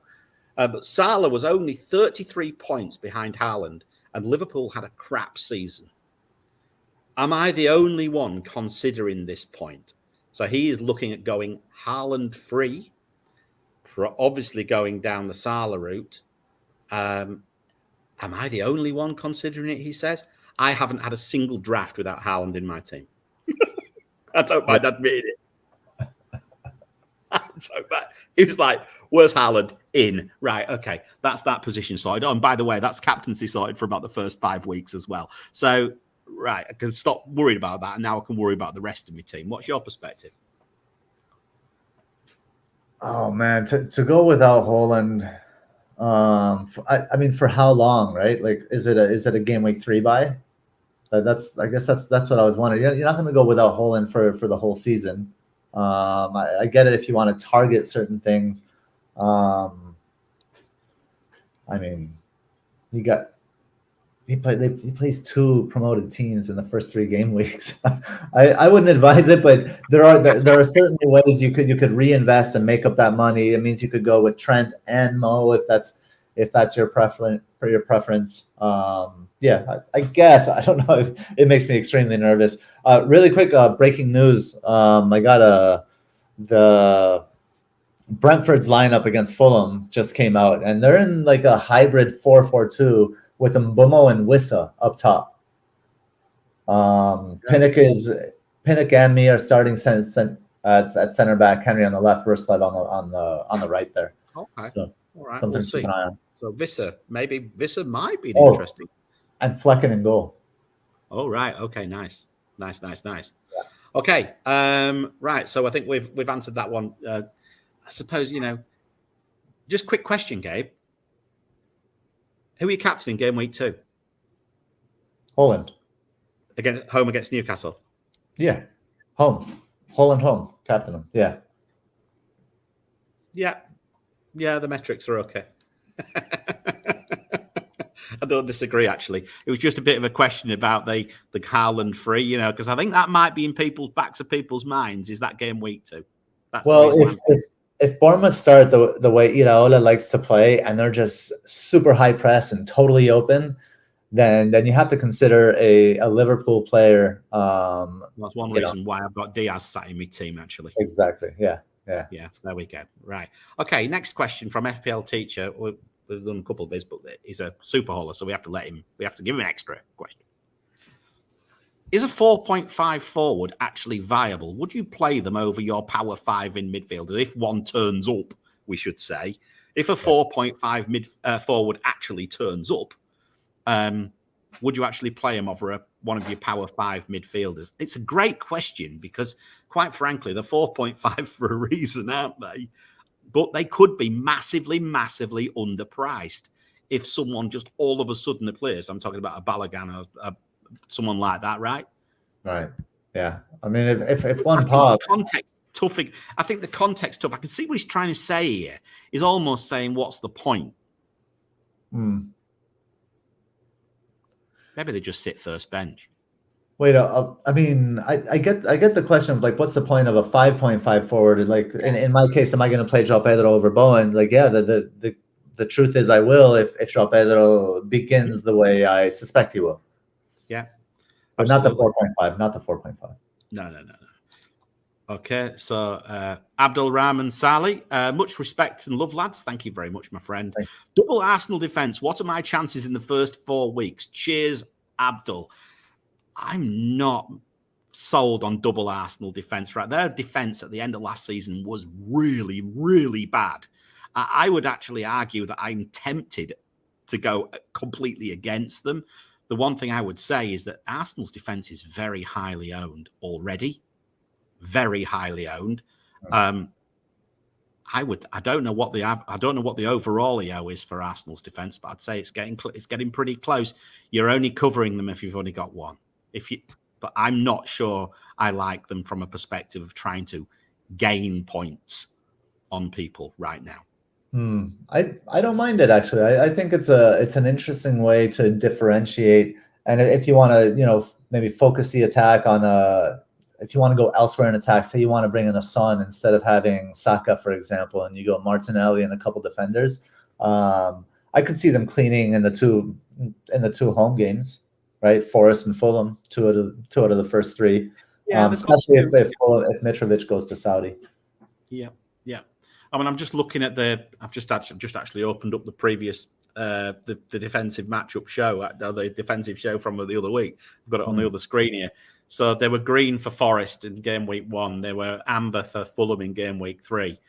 2.1 matchup in game week 1, 1.3 in game week 3, Geb. But the rests are all negative or neutral. Right. So, in fact, they're net negative. Interesting. So for me, I'm not so keen. But I mean, look, I'm not saying it's just not for me.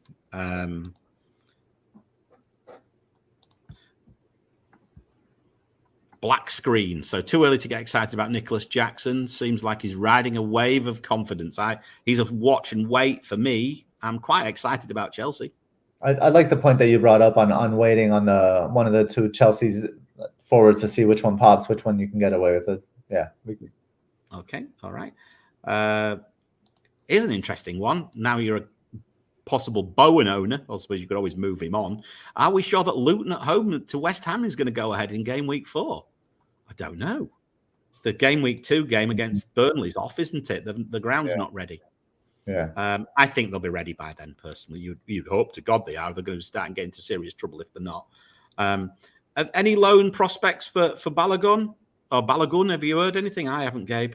But I think it's something keep an eye out. Okay. All right. So, let's get into the other questions now then. Just general point from Nick. Don't forget a lot of Vissa's stats would have been when Tony was there. Mm-hmm. Yeah. This is an interesting one. Again, I just think I think it's one to watch. I think at this moment in time, we're doing the show right now. We're what? How long are we away now? Is it 2 more weeks? I'm too busy buying a house to worry. I don't even know what planet I'm on right now. 3 weeks to go. Thank goodness. I might get my internet in by then at home. That's all right. Might be able to watch football. But yeah, we're still 3 weeks away. So look, at the end of the day, this will hopefully come clear. Just a general point. Point on Yao Pedro as an elite high presser as well, an effective dribbler and decent finishing. Right, okay. A great comment. I like that. Yeah. Here's one from Elron Cupboard. Ake or Akanji? You know, before the signing of Guardiola, I would have said Ake. But now I'd say neither. If you have to pick one, I guess probably Akanji, because Akanji can play center back and right back, so he could shift over. Nah, I say neither. Just Stones is kind of the only defender I'm interested in. Okay. What's this one? Does Bruno coming back not help Foden? Bruno? Don't know. No, me neither. I'm confused. Nick, help me. It's getting late in Dubai. I think it's getting. It'll be very late in. It's in New Zealand, right? Yeah. Bloody hell! What time of the day is it out there, man? Right. Are there any other questions? I think that's it. I'll tell you what we'll do is I'll just say hello to. I'll just run through the haulers and everything whilst you're just having it, and then we'll just have another second. Then we'll have a second round at them if we find any more, Gabe. Okay. And if not, we'll get out of here. So right. So anyway, first things first, guys. Mini League. Come and join our mini league. The code is HUP69D. And also, if you've enjoyed what we do, if you'd like to become a Patreon or a YouTube hauler, there's actually something in there where we're having a bit of a mini league for about 40 or so people. And there'll be some prizes in there as well. The haulers one will get a shout out as well. The normal mini league will shout out from time to time. But as I say, we want to try and push the Patreons and things like that this year to try and reinvest everything into the show to try and make it even, much more snazzy than it is, because we're a bit behind the times, Gabe, aren't we? But anyway, there we go. It's not our fault. We don't have time, do we? Anyway, there we go. We try our best. Thank you, haulers, super haulers, Harbour Boy, Daddy Bot, Greenback Golf, FPL Robbie, and now Zach. Patreons, Elron, Lucian Gann, and FPL California. Haulers, Dread, FPL Craig Podner, FPL Mike Halpin, Donny, FPL Oscar Arias, FPL Teacher, Blonde, S. Scott as M, Tom Gorsuch, The Vinder Raj, Lindsay O, Connor Hunt, Akshay, FPL DG Boy, Claire FPL, Dom, Catherine A, William, Harry Not Kane, Neil, Sebastian Q, Benjamin Lockwood, Tersh, Neil Zappels, who's been in today as well, Jas Granshing, Nick Khan, FPL Rubber Ducky Quack Quack, Big Mike, Kevin Rose, FPL Safa, General Zod, although I don't like him now because of what he's because he don't like my team anymore. Sal the Samurai, I love you really. FPL Blue Footed, and Reese Hughes Jones. Gabe, are there any more questions? There was one that I saw just to finish up the show. Elron Covered asks, how popular is soccer in the United States? So this is an interesting question. I bring it up because soccer is actually the most played sport in this country at the youth level. More kids play soccer than any other sport in this country. And then around, right as they hit teenager age, basketball and American football are the more popular sports to play. So a lot of kids go in that direction, and the interest drops off in large part because of poor education around the sport. But MLS popularity is growing. Despite, I did see the Messi last-minute free kick. Yeah. They celebrated that a bit, didn't they? I think they enjoyed that one. There was rather a lot of Argentina shirts, I noticed. Yeah, well, I mean, that game. I couldn't watch it. I tried watching that game. It's just so bad. It's such bad football. I'm sorry, I just can't. Oh, and by the way, Nima's just shouted us out as well. He's keeping us in track as always. He has to. There's a new Patreon too. It's Mike Book or Burke. Thank you, Mike. We'll put you on the next slide. I'm very sorry, Nima. It's Nima's fault, not mine.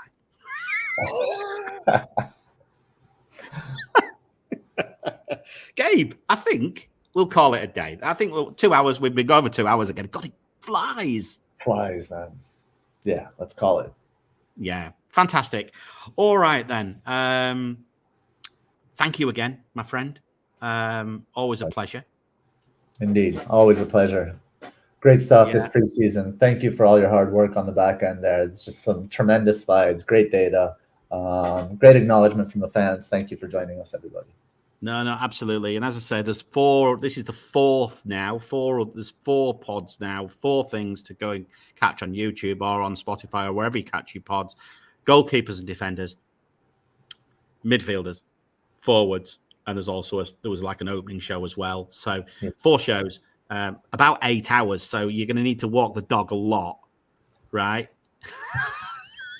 Or ignore the wife a lot, whatever. If you want to ignore the wife a lot, that's also okay. You can do that too. It's fine. I don't mind.